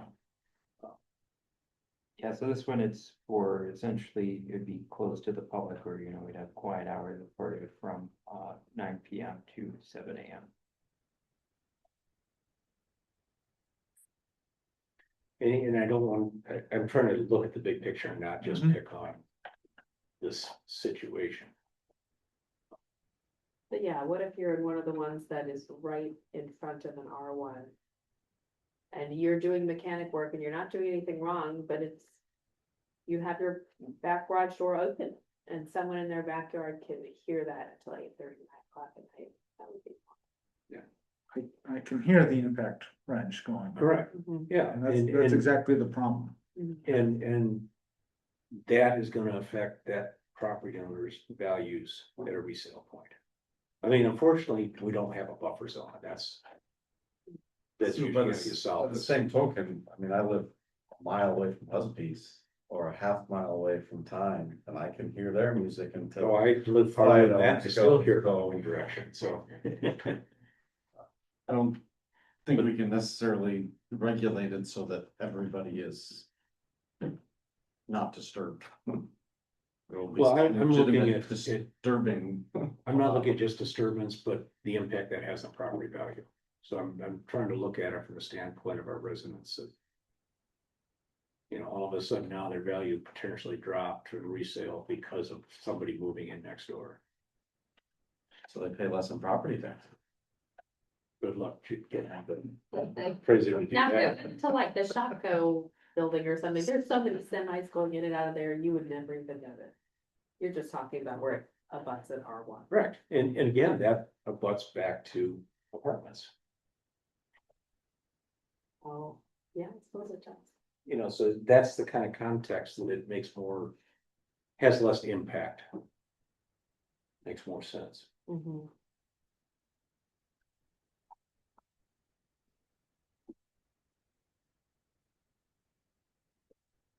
there's definitely a part of me that is like, okay, well, this has been B1 for an extremely long time. We're not changing the use drastically. And there's a lot of other uses that could go in there right now that are permitted, that are gonna be disruptive to that. And maybe that warrants looking at. We also have to, we cannot outright ban a use in the village. Like that does not, we can't actually do that. Yeah, if you're gonna put an auto mechanic or an auto body place somewhere, for sure, B1 makes the most sense. By far. But the choices within B1 also make sense.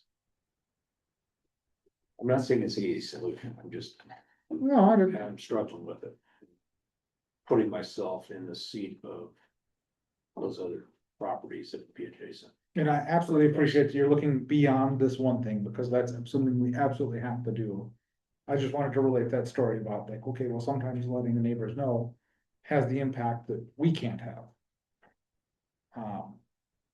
So that was where I was thinking that conditional use, may be a spot that then allows more discussion. And both sides are hearing that discussion. And what exactly are the reasons we can actually deny a conditional use ban?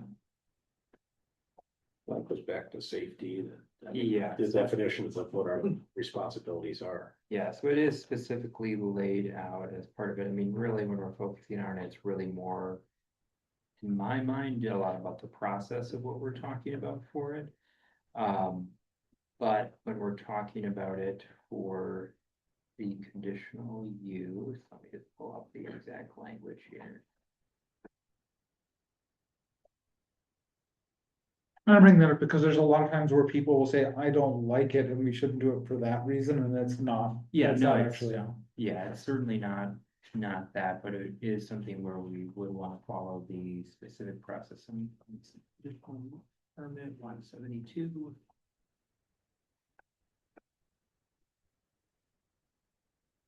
So on page 6, conditional uses under use restrictions.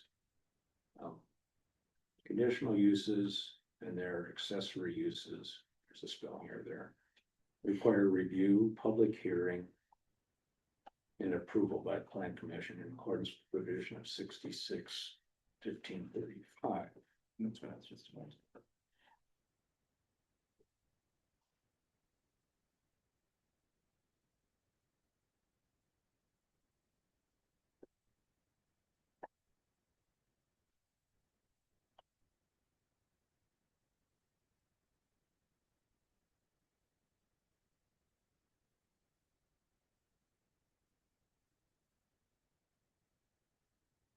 Okay, what's the difference between auto, okay, I know they're different definitions, but if you're thinking about it, auto sales and service.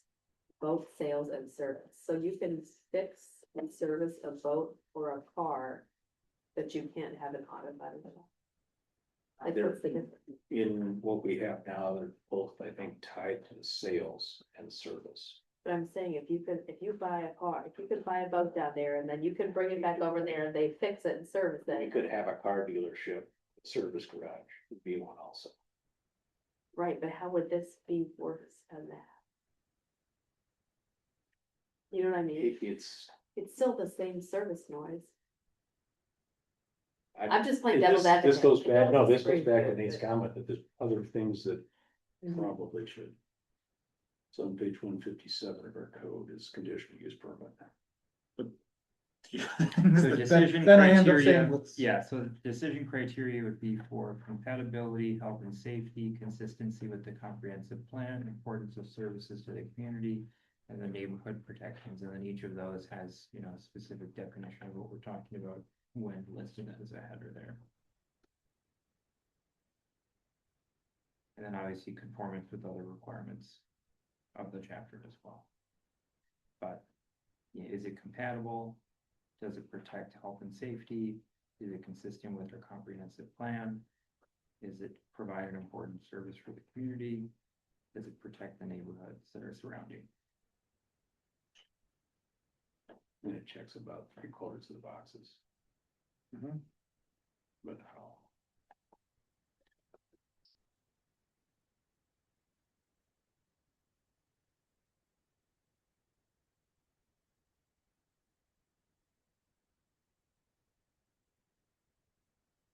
I mean, when you look at all of the uses in all of our districts.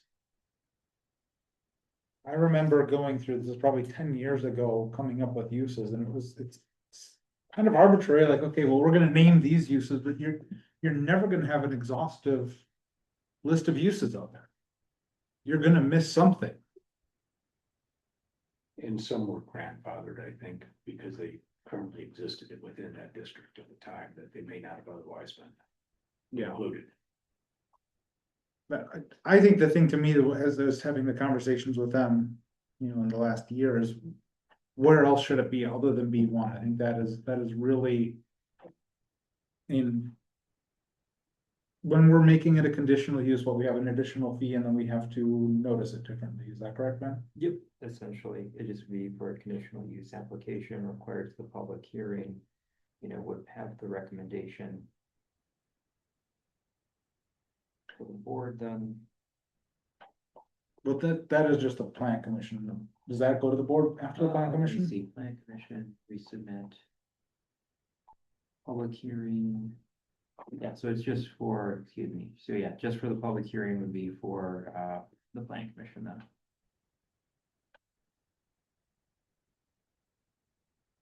I can see I can get on board for the public hearing or for the conditional use. And also here- I think we'd have to revisit a lot of the list then, and a lot of that list has been there for a long time, not being conditional use. I guess to me, it's so similar to a lot of the other already permitted uses, I would keep it in the permitted use list. Yeah.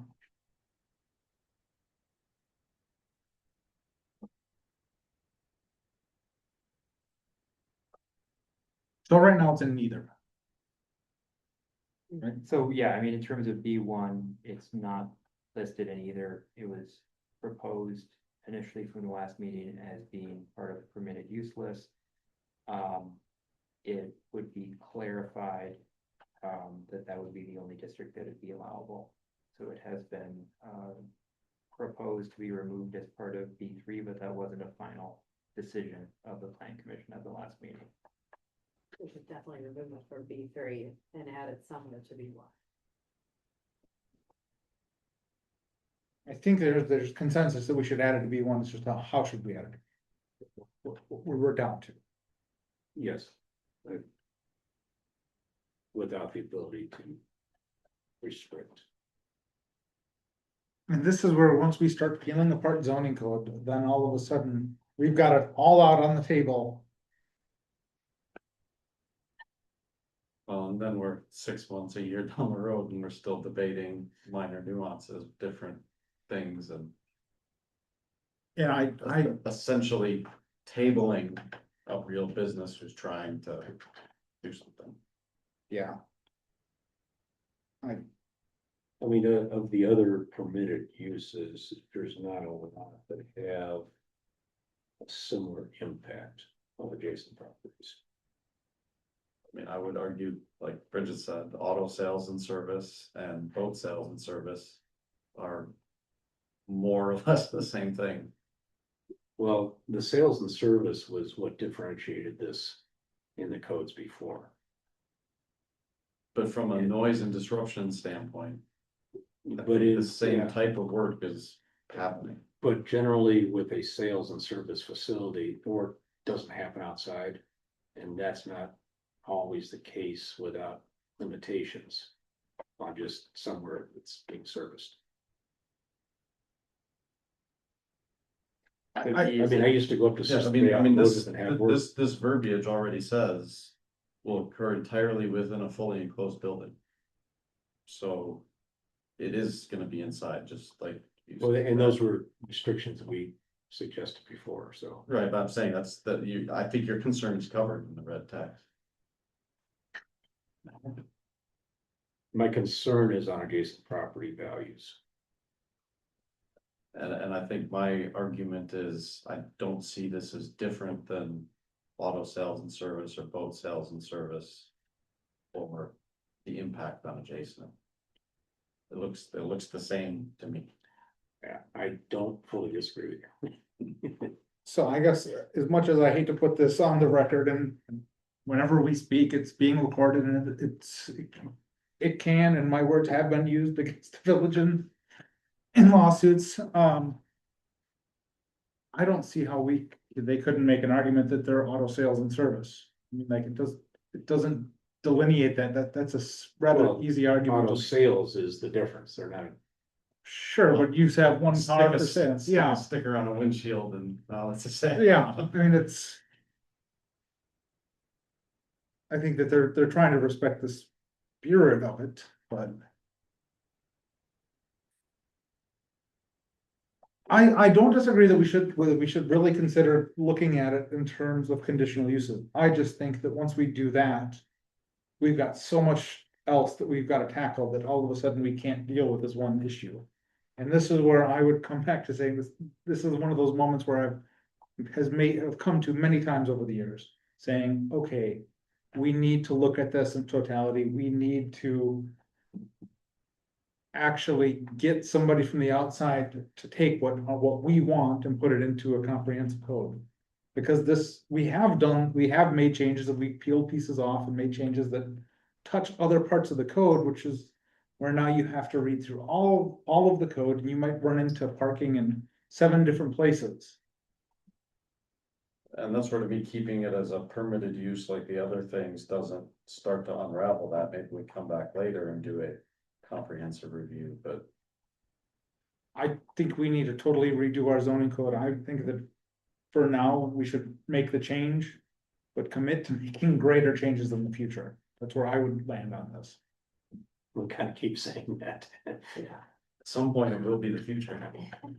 Wait, what were you saying, what is the downside of it being a conditional use? I mean, It's the an hoop- extra it's the meeting hoops you have to and get yeah. through. a fee.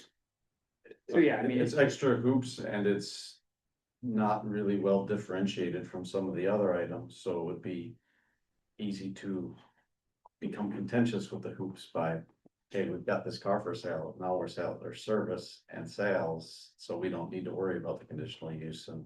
Well, it has to do with your business license with the state and everything else, so it's. okay. I mean, like there's. Some of that is regulated. Procedurally with us, So, it requires a public hearing. and- so they'd submit an application for a conditional use permit. Neighboring properties would be notified as part of it. It would require a public hearing. It'd be evaluated based off the criteria that are listed within the conditional use permit that were previously listed. And then a determination will be made about whether or not the conditional use would be granted. Whereas we're talking about permitted use automatically granted, just the list would be applied as part of the requirements. Noting that there will be a public hearing for this zoning change.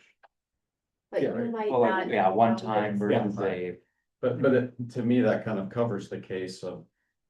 There's folks who've been next to B1 for a long time, the zoning change is happening, maybe now's the time if they need to.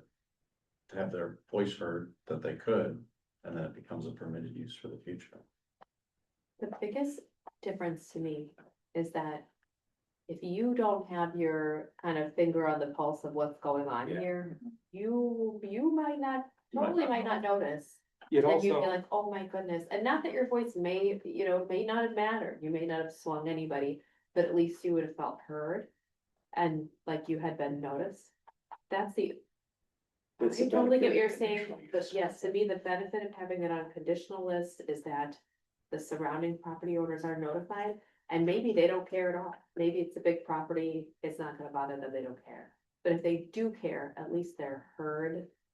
And then the planning commission can take into account all the other things. That's the only thing I really do like about it. I think the thing that I don't like about that is because we have all the other uses, that we probably should have that too, and that seems inequitable to me to say. The boat sales and service can. That can do this, but that, and That's where my reservation comes in, not to actually have an issue with the conditional use Well, I process. suppose you could come back and say, I get it, cause I raised the point that they're kind of the same, right? Except that if I'm going and buying a new car or a new boat, the likelihood of it needing service anytime soon is probably pretty low. So they're only during service sometimes, whereas this would be a full-time service entity. So that could be your differentiator. Yeah, but what's the impact? I still think that there's a certain fairness that if we're looking at it based on what is the impacts on the neighbors, which I think is the prism that I'm looking at this through, is there's still a lot of other uses in there that we probably should flip over to conditional use too, if that's what, if this is. And to me, that's the future discussion, because if we try to tackle that now, we end up just delaying this at infinitum. I would love for there to be an auto body shop close by. Be great. Well, that's a different business, if you go to our definitions. Well, which one are we? I was gonna actually make a note here that Auto body. not talking in the package, but talking within the actual zoning code, if we're looking at page 178, it does list the definitions of auto body repair, automotive mechanical repair, and then automotive sales and service. What page? So it'd be 178 within the zoning code, not the packet.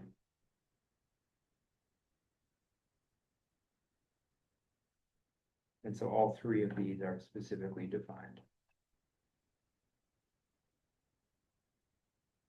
See, everybody gives me a hard time about bringing my book, right? It was already there.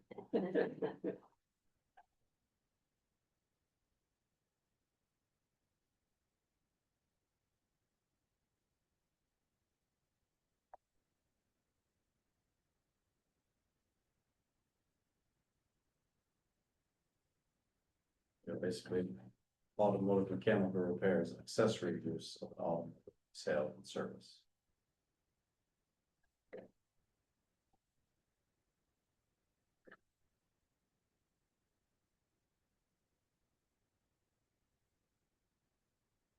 So It it is sounds an like, accessory. it sounds like that Bridget and Skip would like to see it go as a conditional use on here. I agree with you, Jerry, but at the end of the day, I'd like to make sure that this gets added to it.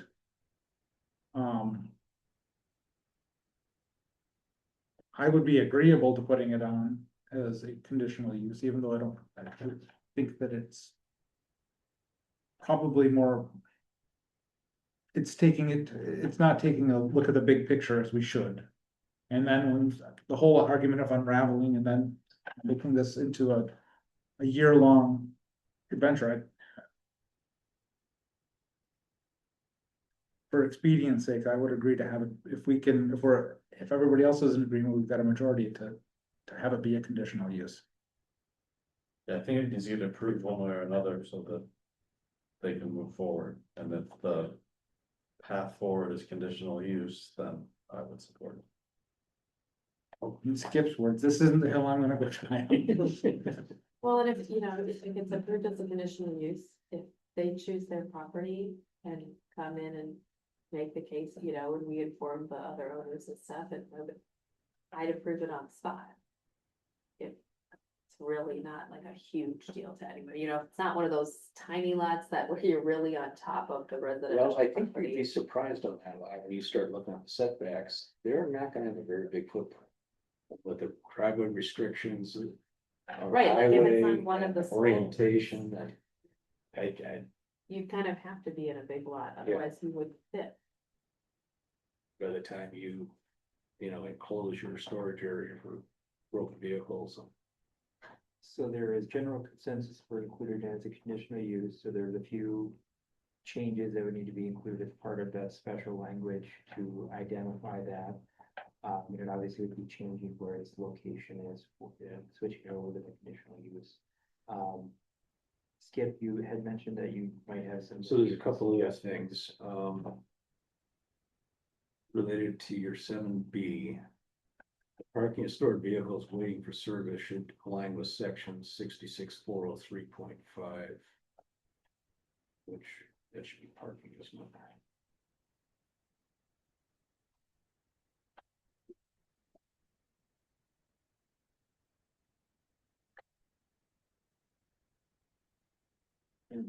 Yeah.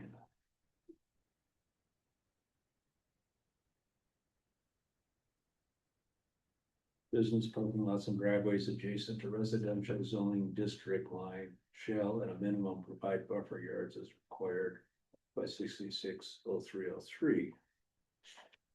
This is what you were talking about, going deeper and deeper into it. If I recall what I was doing, that was page 8. So, line 25. Yeah, I think what that did was it added additional setback requirements.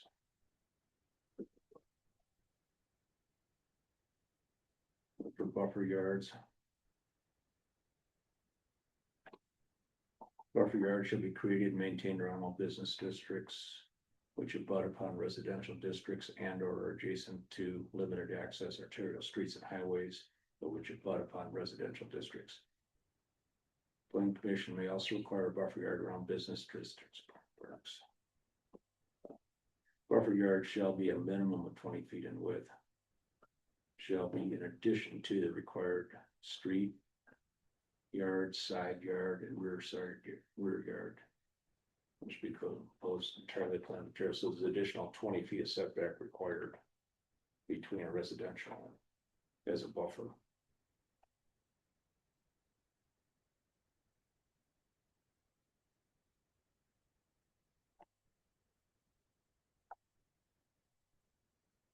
So we're talking 60 feet if we're abutting R1, Because it's abutting R1 in this particular location. so it's the 40 feet that R1 is and then additional 20 feet. Yeah. Additional buffer.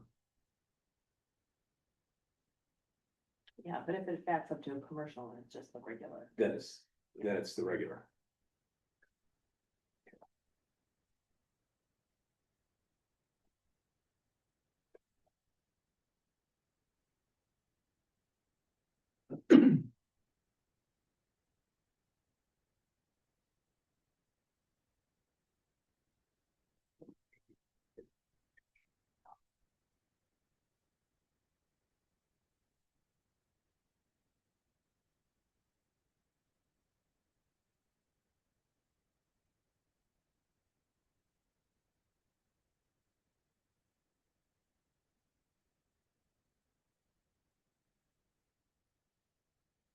So did that make sense, Ben?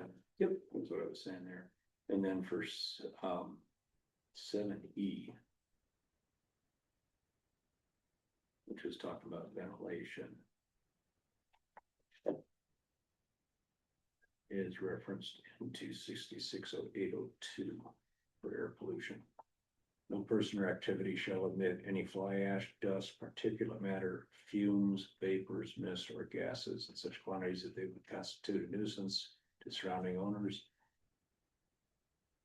Basically, it can't go, like you were saying, beyond the property line.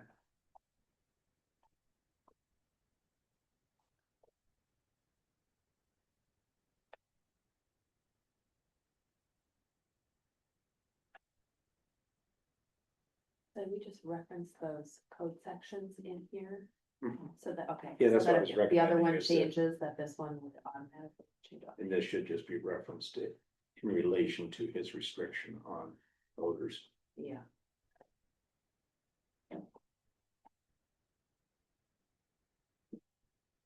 It's just part of the code saying the same thing, that Yeah. it's prohibited to go beyond the property line.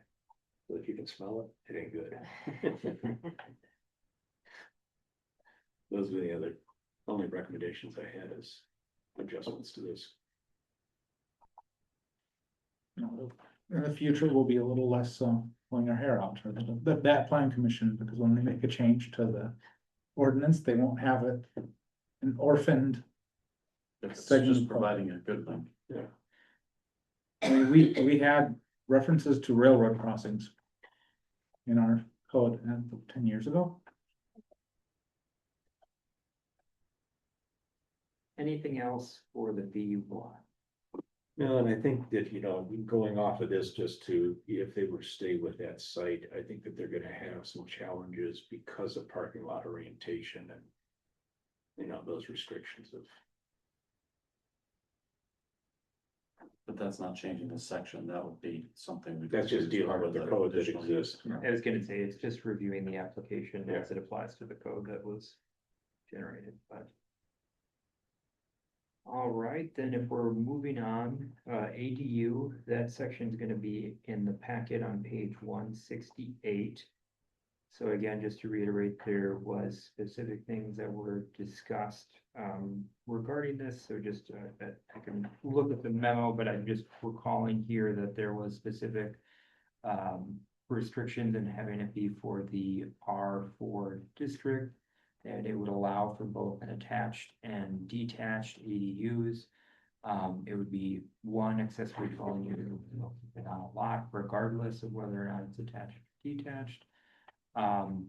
We changed the maximum height to be no greater than the height of the principal structure, rather than having it just be outlined. Something that was discussed is whether or not to have the 8 to 1,200 square feet, or whether or not to just not reference it, and just have it be whatever would be, allowable per the building code as part of this as well. Otherwise, we'd be looking at just making sure that we reference the one additional off-street parking would be provided as well. And then just wanted to make a note again that regarding the, short-term rental, is that they cannot necessarily be wholly restricted, and that there was specific state statutes that were introduced as part of it, but have not passed or have failed. So that's included in one of the attachments as well when doing the research.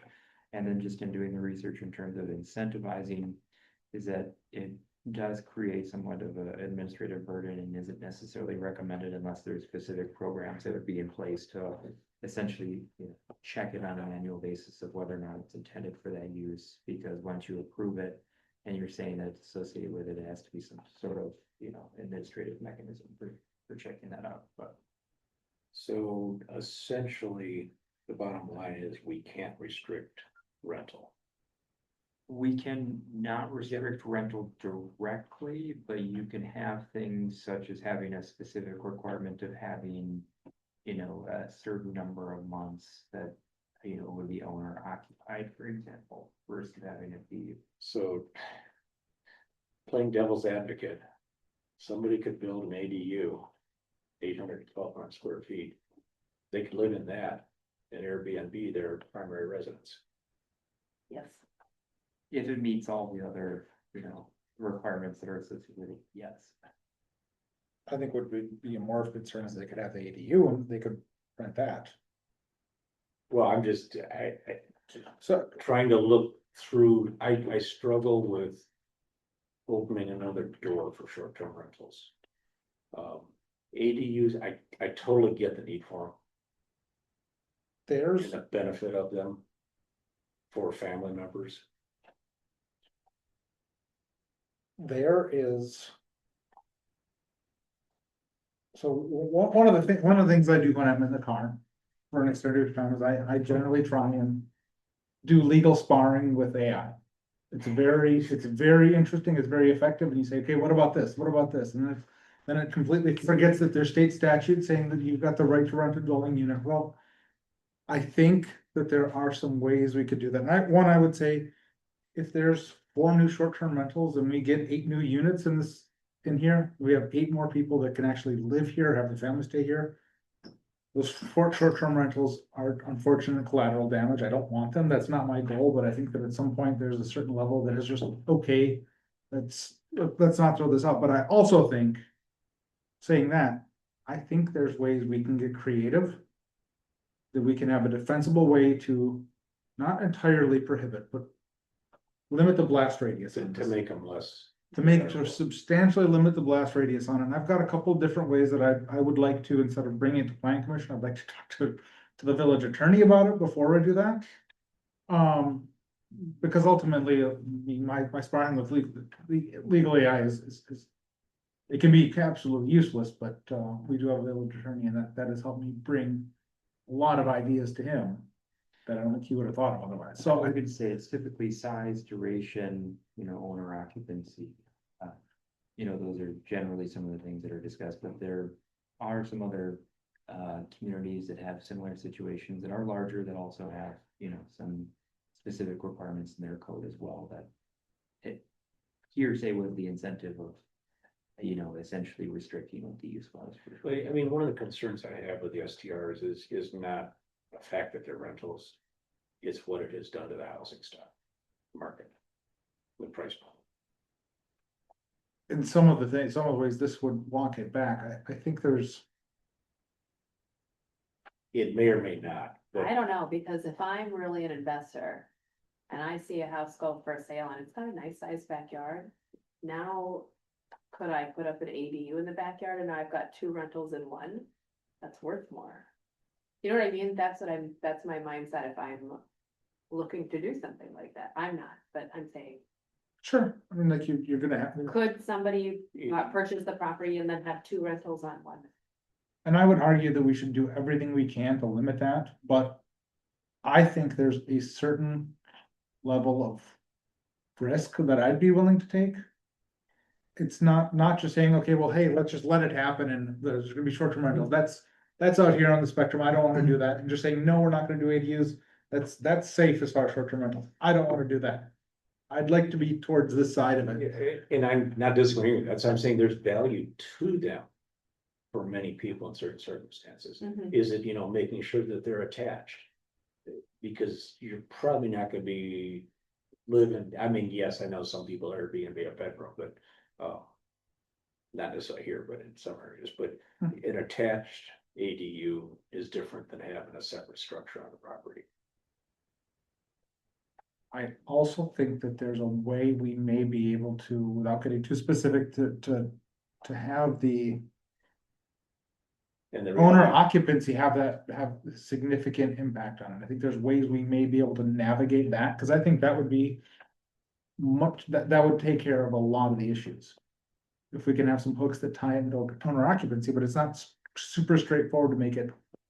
I think it would depend on the definition of owner occupancy or how that's interpreted.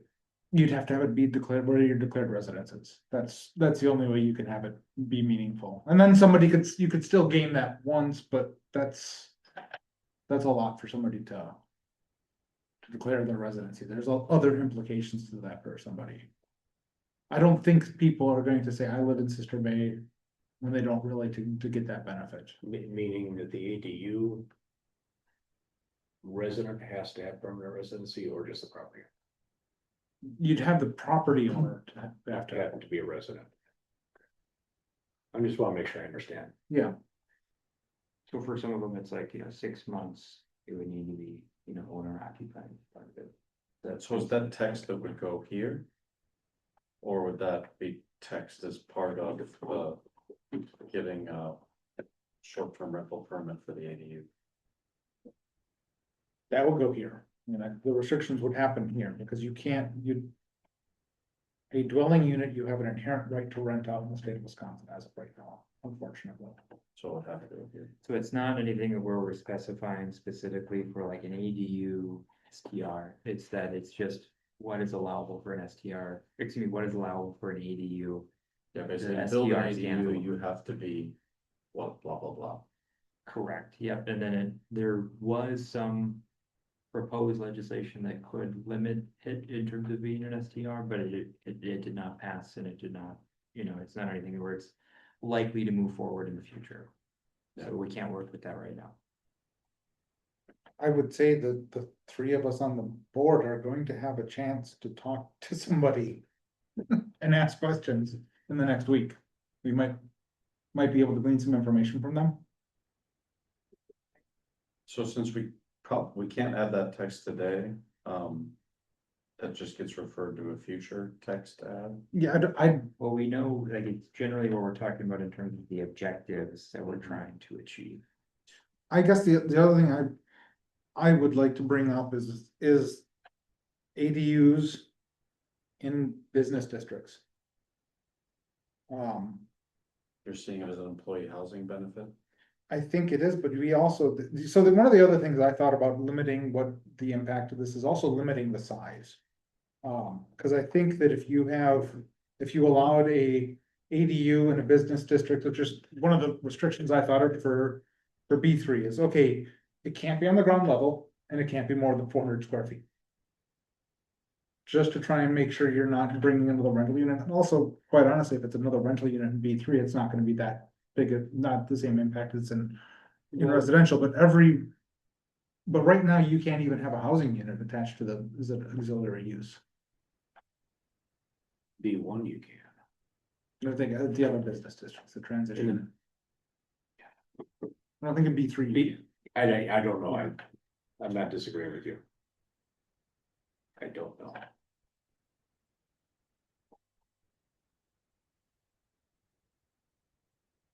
But we rolled that back after the Marina View.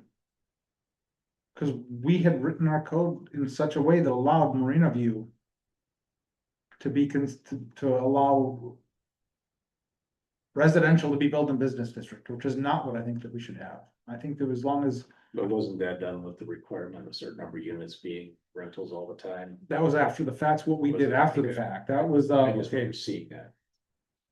I mean, like, Marina View doesn't look the same to me as, or anybody that was on plan commission at that time, as it looks to other facts. Yeah. But the larger question there is, should we look at expanding this to the business district as well, or?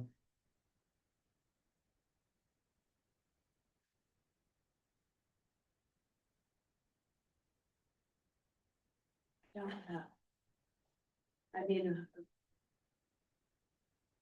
mean, it would be great to be able to have some employees nearby where your business is, and that way they don't have to have cars and stuff, like J1s don't come in with cars. You have to have, have them closer. That sounds really great. I don't know what part of comp law is in Wisconsin, but in Illinois, if you had an employee living on site, they were a 24-hour employee. Your workman's comp rate went through the roof. Oh, really? Yeah, Well, I know you mean, because we had an apartment above our office. We could never have an employee there. sure, In Illinois. So I don't know what Wisconsin Yeah, does, that's- but I'm guessing it's probably not much different. well, there's some things that are I a know lot there's a lot of different. things that are different, but that one looks out for the employee. So if we don't know what business, I mean, it's an option to see how it goes with these districts outlined, and then if there's a need or it's going really well, expand later. I don't know that you could judge the business based on these districts, though. I mean, like, I think. But it's if gonna be this different. is going really, really terribly in our districts, then we probably wouldn't want to expand it to other districts. Like if in 2 years we're like, well, that was a mistake. Or do we step into it? Well, if More you're looking slowly. at. If I look at B2 and B3. Not many of those lots could even get another, like if they modified them at all, No, they'd have to, you put employee housing on the third floor of your Yeah, general store. right, but you said they'd have to be an accessory building. no, they could be attached. I mean, like, for businesses, you'd have to let them be attached. Well, we can't because the whole rest of the space is taken up by parking. I'm just jabbing. There's it. only- Well, you'll be able to get 5 spots worth of housing there. But then I need one of those. With I the could- site. Yeah, I mean, I One don't of, think it's gonna affect B3 that much, there's not, or B2, there's not much room on any of those lots, and if they did anything, then they would have to, like maybe the Creamery has the biggest lot over there, or Al Johnson. Well, they've Would be already, the only two that hit. don't they already have some housing there because it existed prior? I would think about redevelopment too. That's where I think that would come into play. Is not what's there, but I would guess that in the next 5 years, you'll see. At least 1, if not 2 buildings in the B3 district. Probably redone on some level.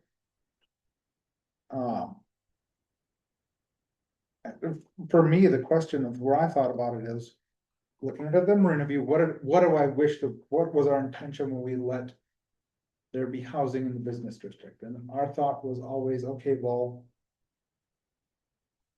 we wanted that ground floor to Be be business. commercial. And I think that at that point, I mean, like, And the hotel too, why wasn't it? For either, why wasn't the hotel? Because they came back and they was, as we approved it, it was. But they came back and they asked to convert more of them over, and we agreed to, and we probably shouldn't have, but oh, I'm not saying yes or no, to whatever it is, I was just curious, but at Marina View, if those were supposed to be stores at the bottom level, how could I? I'd have to go back and look how we had the code written and let them do that, and that was not what we intended. Yeah. But that's what the reality was, so then our reaction was, we're going to pull that whole part of the code out. Like, oops, chop it all off, and I think that was probably an overreaction. At the same point, it was the appropriate reaction. But for something in business district, I mean, like, let's just say, think about, gosh, I gotta be careful, okay? We'll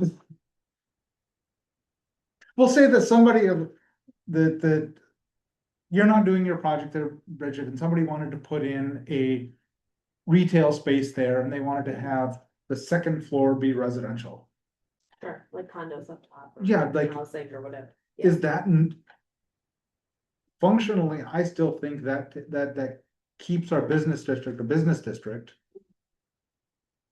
And lets that other space get utilized up there. Well, that's how the building on the corner is, Yeah. the little blue one, there's 2 stores downstairs and Three. there's a residence upstairs. Is it 3 now? Oh, I don't, And you can't do that. there's a little apartment upstairs. I think that we should on some level let people do that, whether that's, Oh, well, whatever. well, it was an apartment at Living one point. quarter. It was a very coveted apartment before this whole. And that impacted parking, Mhm. because when you have somebody living there, you now have a car there 24/7, potentially. Yeah, I think we need to talk with more people and talk with other towns and see. Like, there's clearly benefits to having ADUs in some of these residential districts. Or whether you have employee housing or whether you have a mother-in-law flat or, whatever it is. Or you just want more space for when your family comes to town and they don't want, they want to come visit and you don't have enough bedrooms, but they can't afford to rent something to downtown Sister Bay, right?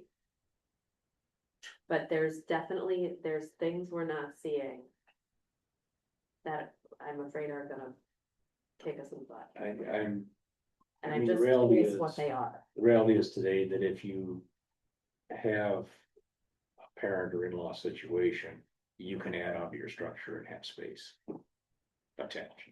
There's, aside from setbacks and that, there's no restrictions there. Mhm. So that's already not prohibited. It's having it as a separate, independent, fully functioning house that Or living quarters, which is, I don't dislike them, like along North Bay Shore Drive on the water side, all those cute little, I call them boat houses or cottages. Super cute, they're, they're tiny, they're 1 bedroom, they have a little kitchenette, whatever that looks like, it's adorable. And most of those I think are not rented out because they're family owned. I don't have a overall general problem with it. I just know there's a problem we're not seeing yet, because we just don't see it yet. And I just want to make sure we have all of our ducks in a row before we give an overarching, So yes. there's actually some things I would restrict a little bit further in here. That I really think that we need to cap the size. I think one thing that's going to prevent that investor from coming in is if you can only build a 600-foot ADU. If we let somebody build a 2-bedroom, 1,200 square foot ADU, that's really, you're just talking about a second. That's pretty nice space, yeah. Yeah, I mean, you've got proposed housing for 700 square feet for 2 bedrooms. I think that we should at least understanding that there's going to be some unintended consequences that will happen. But to your point, Nate, I don't think there should be a minimum. I would get rid of the 800. Regardless of what we set the top to, I would get rid of a minimum square foot. Absolutely. That's the other thing, and then I don't even know if I wanna say how many bedrooms, cause if you want to, and you can get in code, You can Yeah. get 2 bedrooms and 600 square feet. Okay. That's regulating something you don't need to, and I would also say it should be a maximum of 1 additional spot of off-street parking. Where you have to add one, because if you think about with the impact on the village is what really, when visitors come here, the biggest thing we notice. It's not the people, it's the cars. I mean, like if you. It has a much bigger impact on us.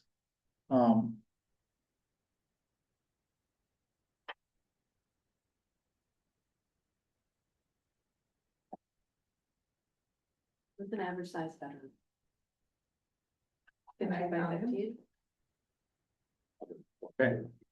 Your name? Mary Pat Carlson. Scandia Road, Sister Bay.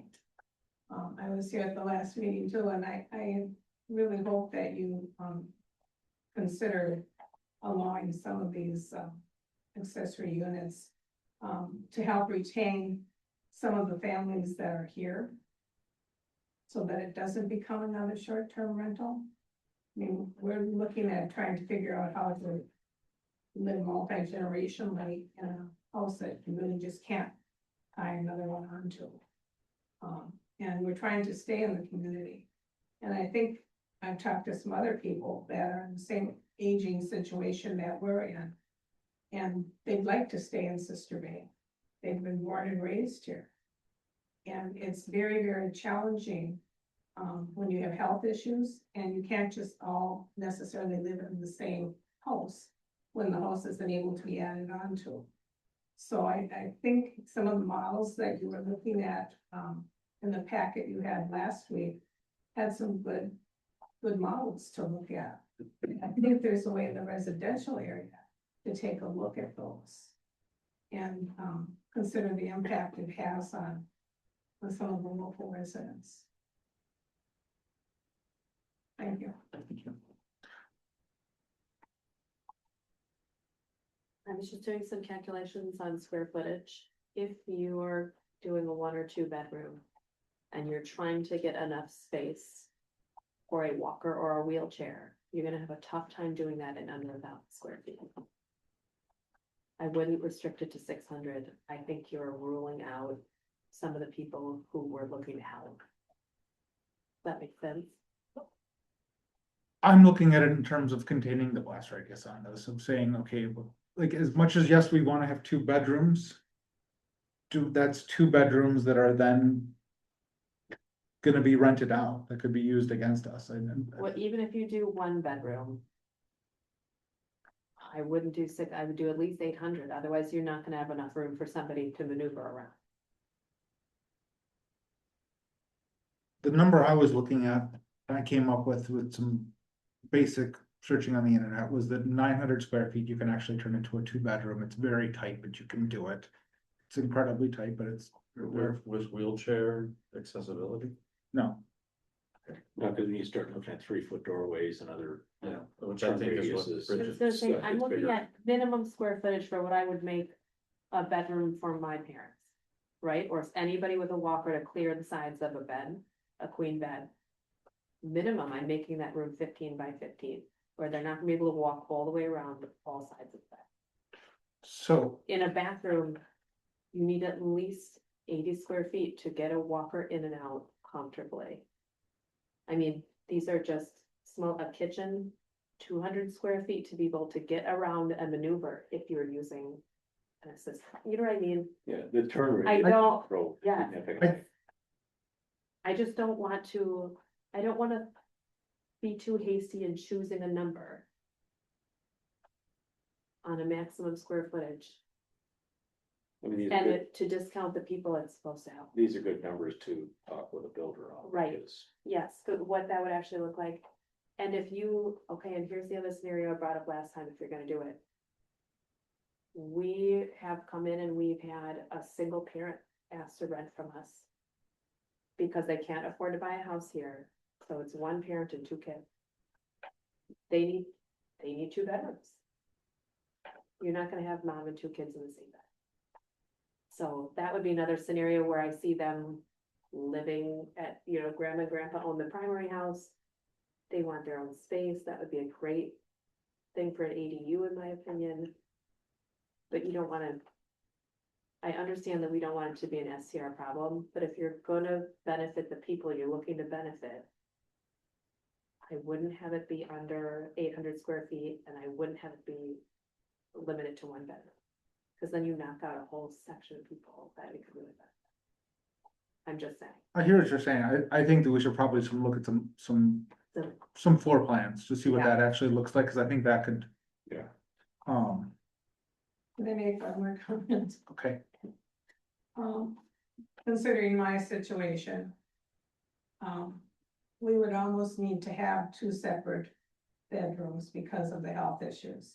And your comments on having accessible space, doors and that are wide enough for wheelchairs and walkers. That's really a big concern for us. Mhm. And not having steps or stairs and things like that.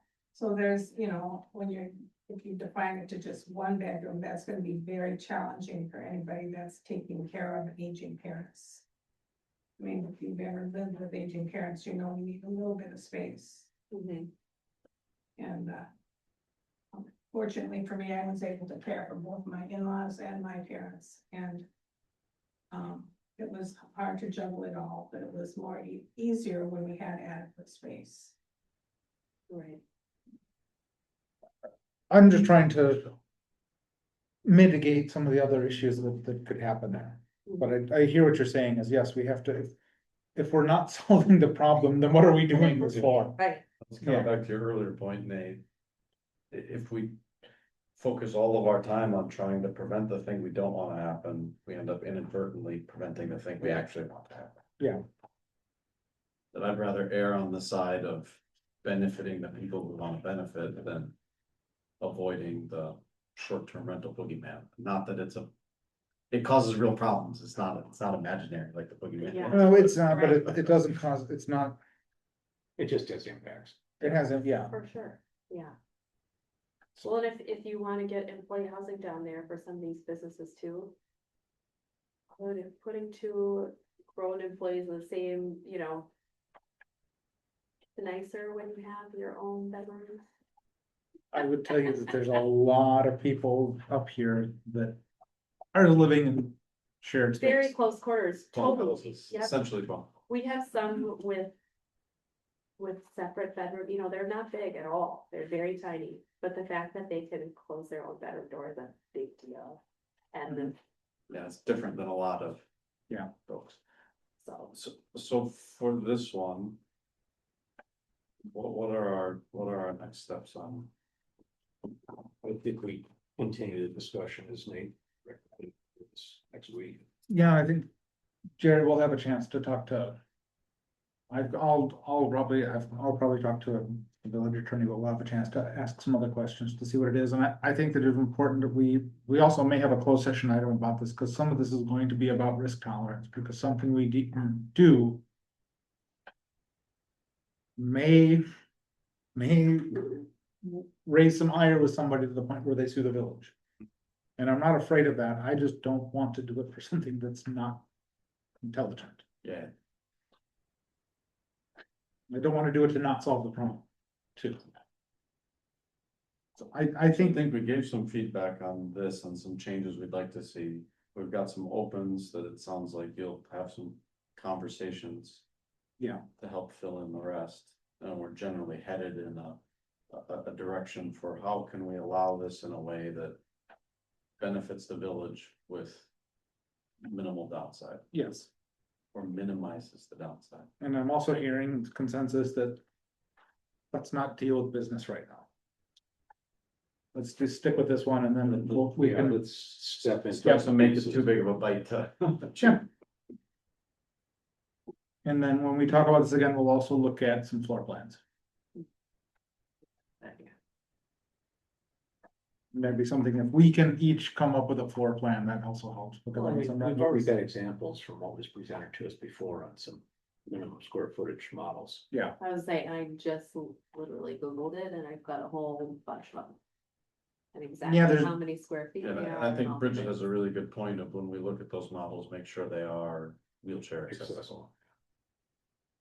I wonder if we can say, if we can increase the square footage if you make it wheelchair accessible. You say, okay, it's this unless you're ADA compliant, and then you get this. Right, and then you get an extra 200 That's square feet. actually not a That's bad fair. idea. Yeah, It may be something to consider. If we can do that, if there's not some of that, hopefully you don't. Okay, I think that we've got a bit here. So just while we're on this as well, or specifically on the code, and somewhat relates to the next agenda item, but you know, again, it was part of the development agreement language. That it specifically identifies within the code that for the deadline for execution of the grant agreement, of the development agreement, it would be the applicant must sign the agreement within 6 months of village board approval. Failure to do so would be the forfeiture of the offered agreement. So I can, let me see if I. So that, we're moving on to 5D for that though, right? Well, yeah, it was somewhat related to both, but we're talking about the zoning code specifically identified in the zoning code for that requirement. The development agreement doesn't say for that, except that it would be referencing, you know, the code as part of it. So, So you're saying if we change that development agreement, we need to change the code for it? so yes, if we want to change that, we need to change the code for the development agreement, and the development agreement would be on page 166. So I just want to say how this came up is. There's been a number of items involved with the village that have to do with development agreements that are unsigned. Mhm. And they drag things out much longer than they need to, much longer than they should, and we kind of get, the case right now that is a little bit different, but it's we've signed it, we've approved it, and the other party's like, I'm not sure. Maybe, but there's Well, the no, lack of signing it becomes a negotiating tool for yes, sessions. In and a that sense. is, that has bit us badly in the past, where there were a couple of years ago that was made things much more onerous than they needed to be, and that's the one item that I said, Ben, I want to talk about the development agreement, and then he pointed out like, well, we haven't talked about it in a while, and should we take a whole crack at it? And I said, yes, we probably should. So that's why it's even here, was the timeline. So yes, just wanted to make a note that if it's anticipated for the zoning change, if we're already on this specific agenda item and it's noted, it's listed for 6 months, specifically within section 66.1520, section portion 3. So that's the failure to put the development agreement. If we're talking the zoning code, is page 153, not in the packet and the zoning code. what are we, is it in the packet? So I mean, if you're looking just at the zoning code itself, it's on page 153. But there's not changes in red. So this one, I did not change anything because it was not proposed what the alternative would be, you know, Frank, you know. I could see it being 30 days, you know, reasonably, but Oh, you're saying 6 months is too long. that it has, you know, just based off of that 6 months is a long time. The 30 days, you know, could be reasonable for getting something executed. I think that 30 days is appropriate because you can always bring it back to the board and reauthorize it. And recognizing that that also gives the board the opportunity to correct any oversights or make any adjustments. Mhm. Because when a development agreement needs to come back, it starts over. So do you want to make it 60 days then? Because what if the board meetings aren't exactly 30? Well, it would be essentially. It just becomes void if they don't sign it 30 days So they have 30 days after the village board approves it. Okay. to sign it. If they don't, it just doesn't exist. Has there ever been a situation where more time was needed, like for review by an attorney or anything like that? I honestly don't know. I'm just. No, there's been more than one time that it has taken longer than that. Mhm. But annoyingly. Annoyingly long and unproductively long, and yeah, it caused us grief. And there's been times where the 2-year limit has lapsed, which is what Right, we I- dealt with a few meetings ago. I would say 30 at a minimum, And that's, 30 to 60, yeah. You guys pick. So normally if somebody's trying to look at it from your side, you're about to go through creating a development agreement. I mean, I'm gonna sign mine right away, because I wanna get going. But what is required on the But developer probably- side? I would have an attorney look at it. I already have one teed up.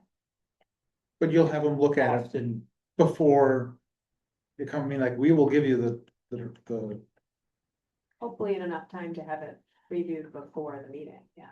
and that's typically as part of this is that it's, something where it's almost kind of a negotiation prior to, where there's some different things that are discussed as part of it, with the developer, and then it's something that we're hopefully on the same page practically proposed as part of it, so. Yeah. By the time that it goes to the village board, should have, the developer doesn't have any concerns as part of it, otherwise. Administratively, it could be pulled as well until it is acceptable. yeah, I wouldn't. If you, let's just say you didn't have it reviewed and you're like, yeah, I haven't had it reviewed, we wouldn't bring it to the board then. Cause like otherwise we'd we'd approve the version that we have. If you had things that you were concerned about, like the board doesn't change much on. But Right, if that's gonna happen, I don't think we've ever approved one version and then approved another version. I think the only times that has maybe happened was with that waterfront museum. Oh, yeah, That went back and forth for a number of months. Between ourselves. us and- But that was a lease agreement. And with the historical society, yeah, that was, That was their development. what's that development? well, it was both, and There is that's a- why it became sticky, because the language between the two wasn't. Yeah, it was lease and operational, was the development. Oh. Okay. Yeah, I'm fine with 30 days. And is there a reason to do more than 30 days? No, I think the only thing I would say is that if we wanted to clarify whether or not it's the approval for the board or upon issuance to the developer. Isn't it after approval? I mean, it's basically saying. The board has approved the development agreement. Well, I'm just thinking, again, that shouldn't happen, but in terms of saying that it's going through legal review, following, if there's something that goes through, that it would require, let's just But say. additional doesn't that set the start date after the review? Well, I think Ben's trying to split the hair of the board could review, or could approve. And for whatever reason, the paperwork actually going to the developer to sign could be delayed for whatever reason. And that should be the start date. And that would be the The start. issue with the development. So if you wanna change a date, the biggest reason things will get delayed, and I think it's happened for a couple times, is if the village president doesn't sign it. Most of the time that happens the same night, sometimes it happens a couple days later. But I hesitate to say it's when it's actually delivered to the developer, because they can dodge that then, I mean, like, I would say after the date of signature. yeah. Yeah, you wouldn't be signing until after legal review, so. Unless the village board approves it without legal review. When I get to sign it, but. I'm not, keep in mind that my signature is just the executive of the board, it's not. My choice. I get to sign things I don't agree with.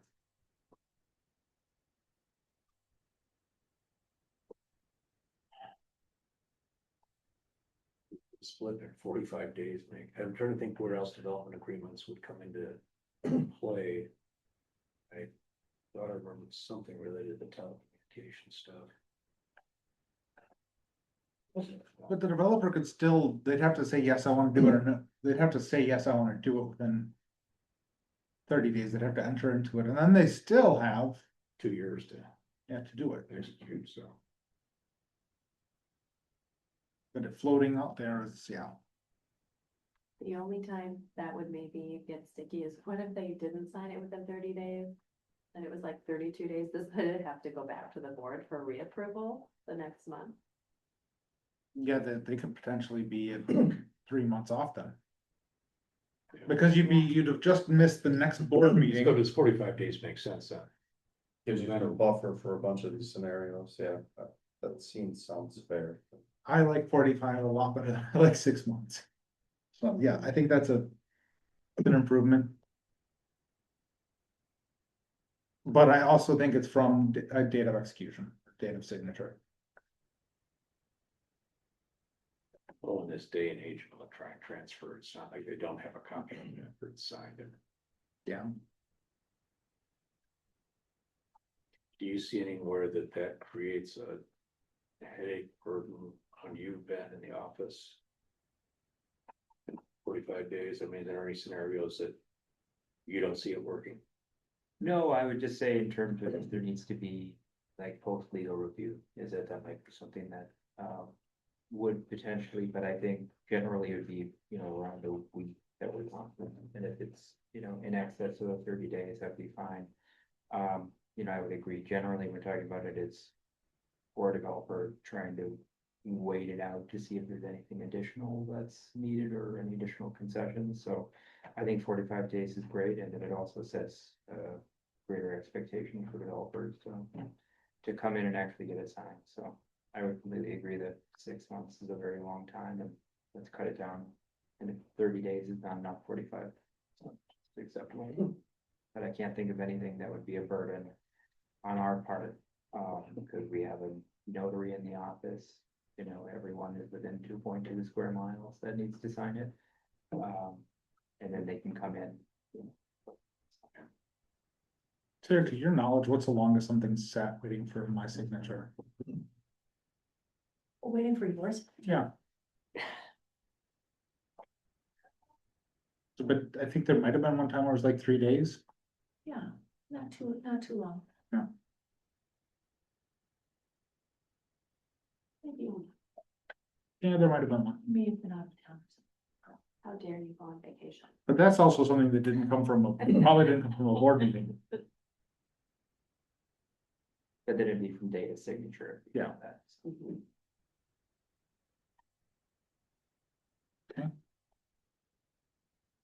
And I presume we're kind of working toward presenting all these text amendments at one time. Oh, yes. Just verify. Yes, we're, because we have to do it, what, Public hearing. public hearings, notice, all that, we're probably still at least one more month out from. Cause I would like to I want to have the code we're going to adopt and agree upon that. With, only punctuation changes if anything, before we then go to public hearing. Probably spell. Only the stuff we're changing, we're not gonna fix all the spelling everywhere. So did we skip over family parking? So yes, this one was the one where I needed some additional time to gather the real world data. Yeah. And put it in, so. Oh, okay. So then, anything else? So that was my item, why the development agreement went up, and that's not to say there's not other things that should be changed, or. You may have questions on, or, So yeah, so essentially the review of the development agreement template, I did put together just generally what this looks like, and interpretation of the code, both that and the excerpts from the code themselves, and then what we have on file for the memorandum of development agreement, the standard development agreement template, and then what we have for our liability and bond specification. So all of these are typically included as part of it, as part of the process, so. And I will note that one thing that was stated was that, I guess some of the development agreements, it hasn't been that the template has been utilized as the template, but prior versions of approved development agreements have been used as the template. So there probably, needs to be some type of review of what has been included in past development agreements as somewhat of the standard. With just talking about it this week, it didn't have an opportunity to review all the development agreements to see what was included, but this was listed as the standard.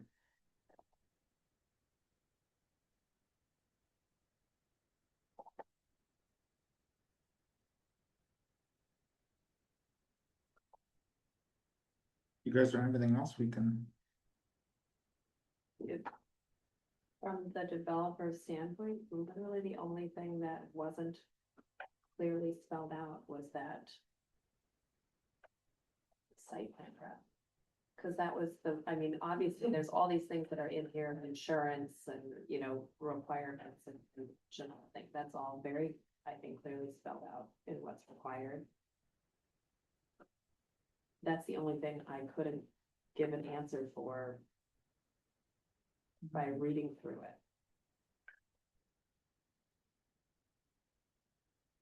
so where, So that is.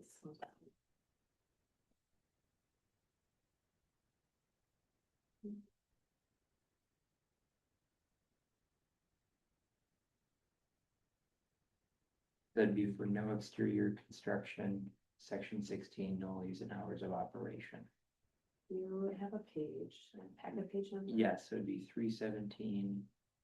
And it would be for section 16. 2. Yeah, noise and hours of operation are clear. Time frame is clear, like June, no exterior construction between June 30th and Fall Fest, and then it lists, you know, any other festival weekends, obviously. But to me, construction work wasn't clear.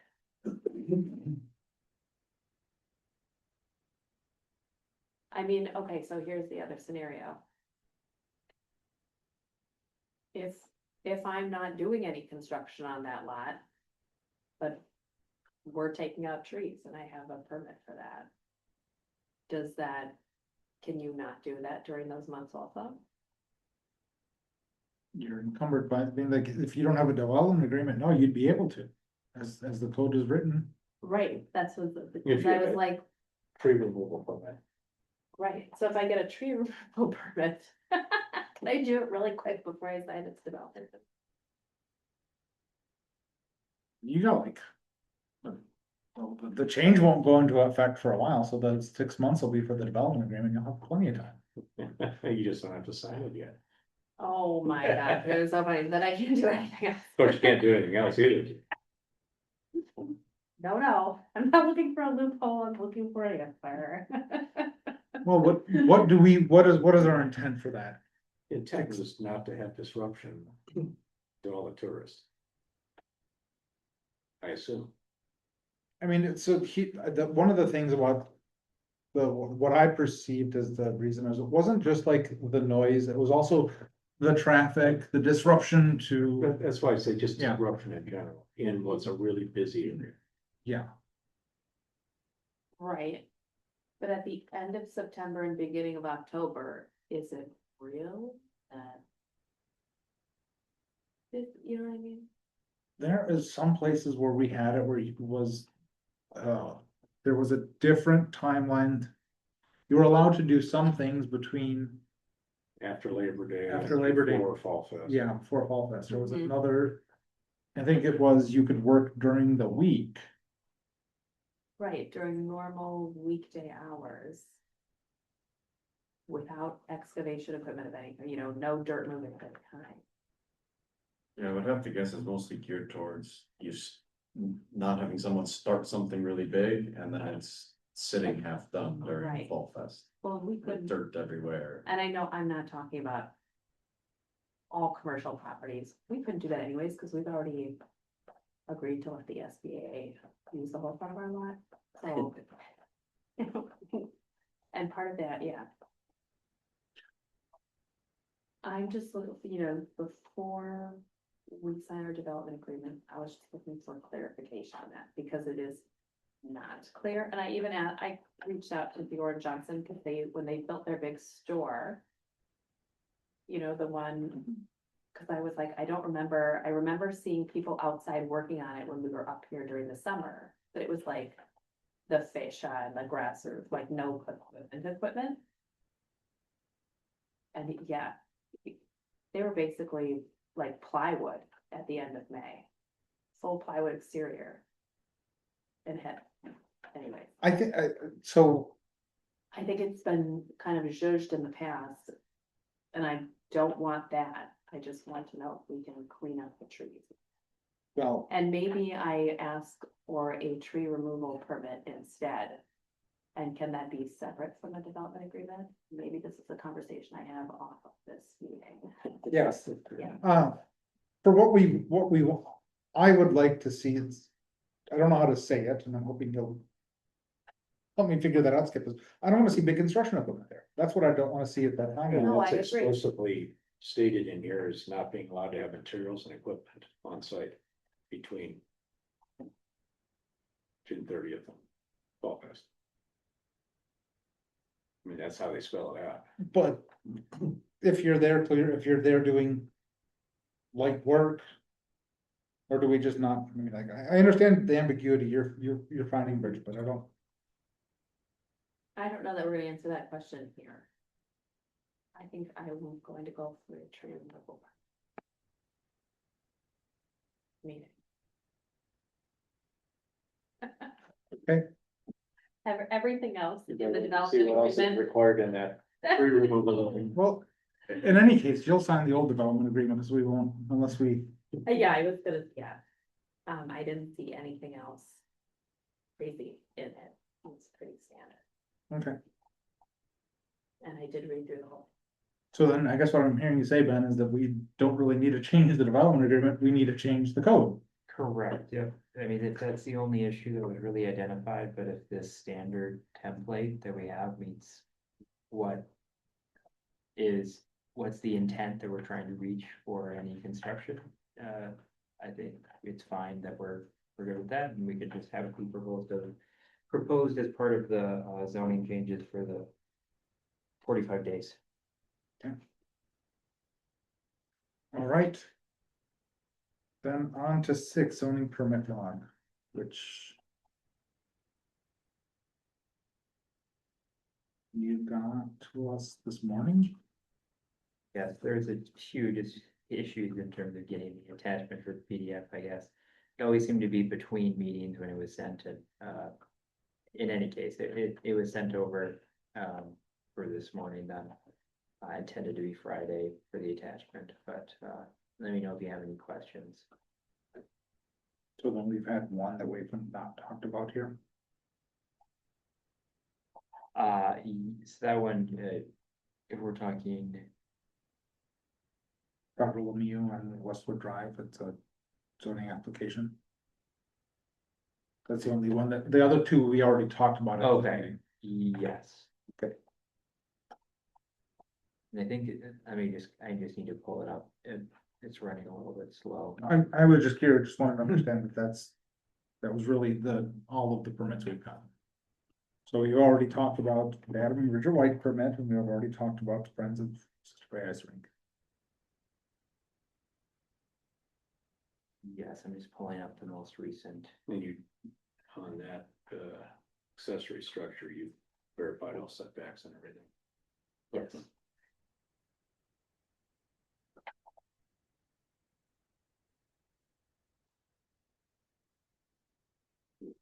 They were quite concerned about it. Yep, they're pretty far. Okay.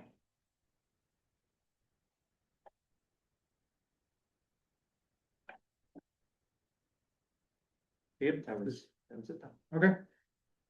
Matters to be placed on a future agenda or referred to committee. I think so, we'll see some stuff come back here from that one. We had continuation of these discussions. Yeah. Yeah. Yes. Was there anything in terms of, I guess if you wanted to make any recommendation for any of the other, I'm trying to think of which project it was, I made a note of it. This regarding this, for the bathrooms at all, I don't know if that is anything that should be referenced from part. I'm sure Jerry or I'll mention it if it comes up. Oh, I will, I all on me. It actually is a legitimate question to bring up, I think, because of the fact that we have everything else right there. I just don't want to. I want to make sure that we're thinking about it, but I don't want to stop that from happening. Well, my thinking is that it could mean that you just do this construction with the design, so that could be added Yeah. later. And it's our own job, so we can make sure. Just didn't know in terms of an official referral or if it's just informally. No, I'll talk to Louise, so. Or Skip can, No, I really avoid those discussions with the dogs. okay. All right, then our next meeting is August 25th, at 5:30. Adjourn.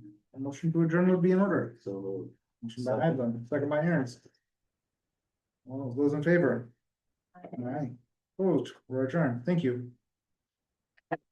see, I didn't think we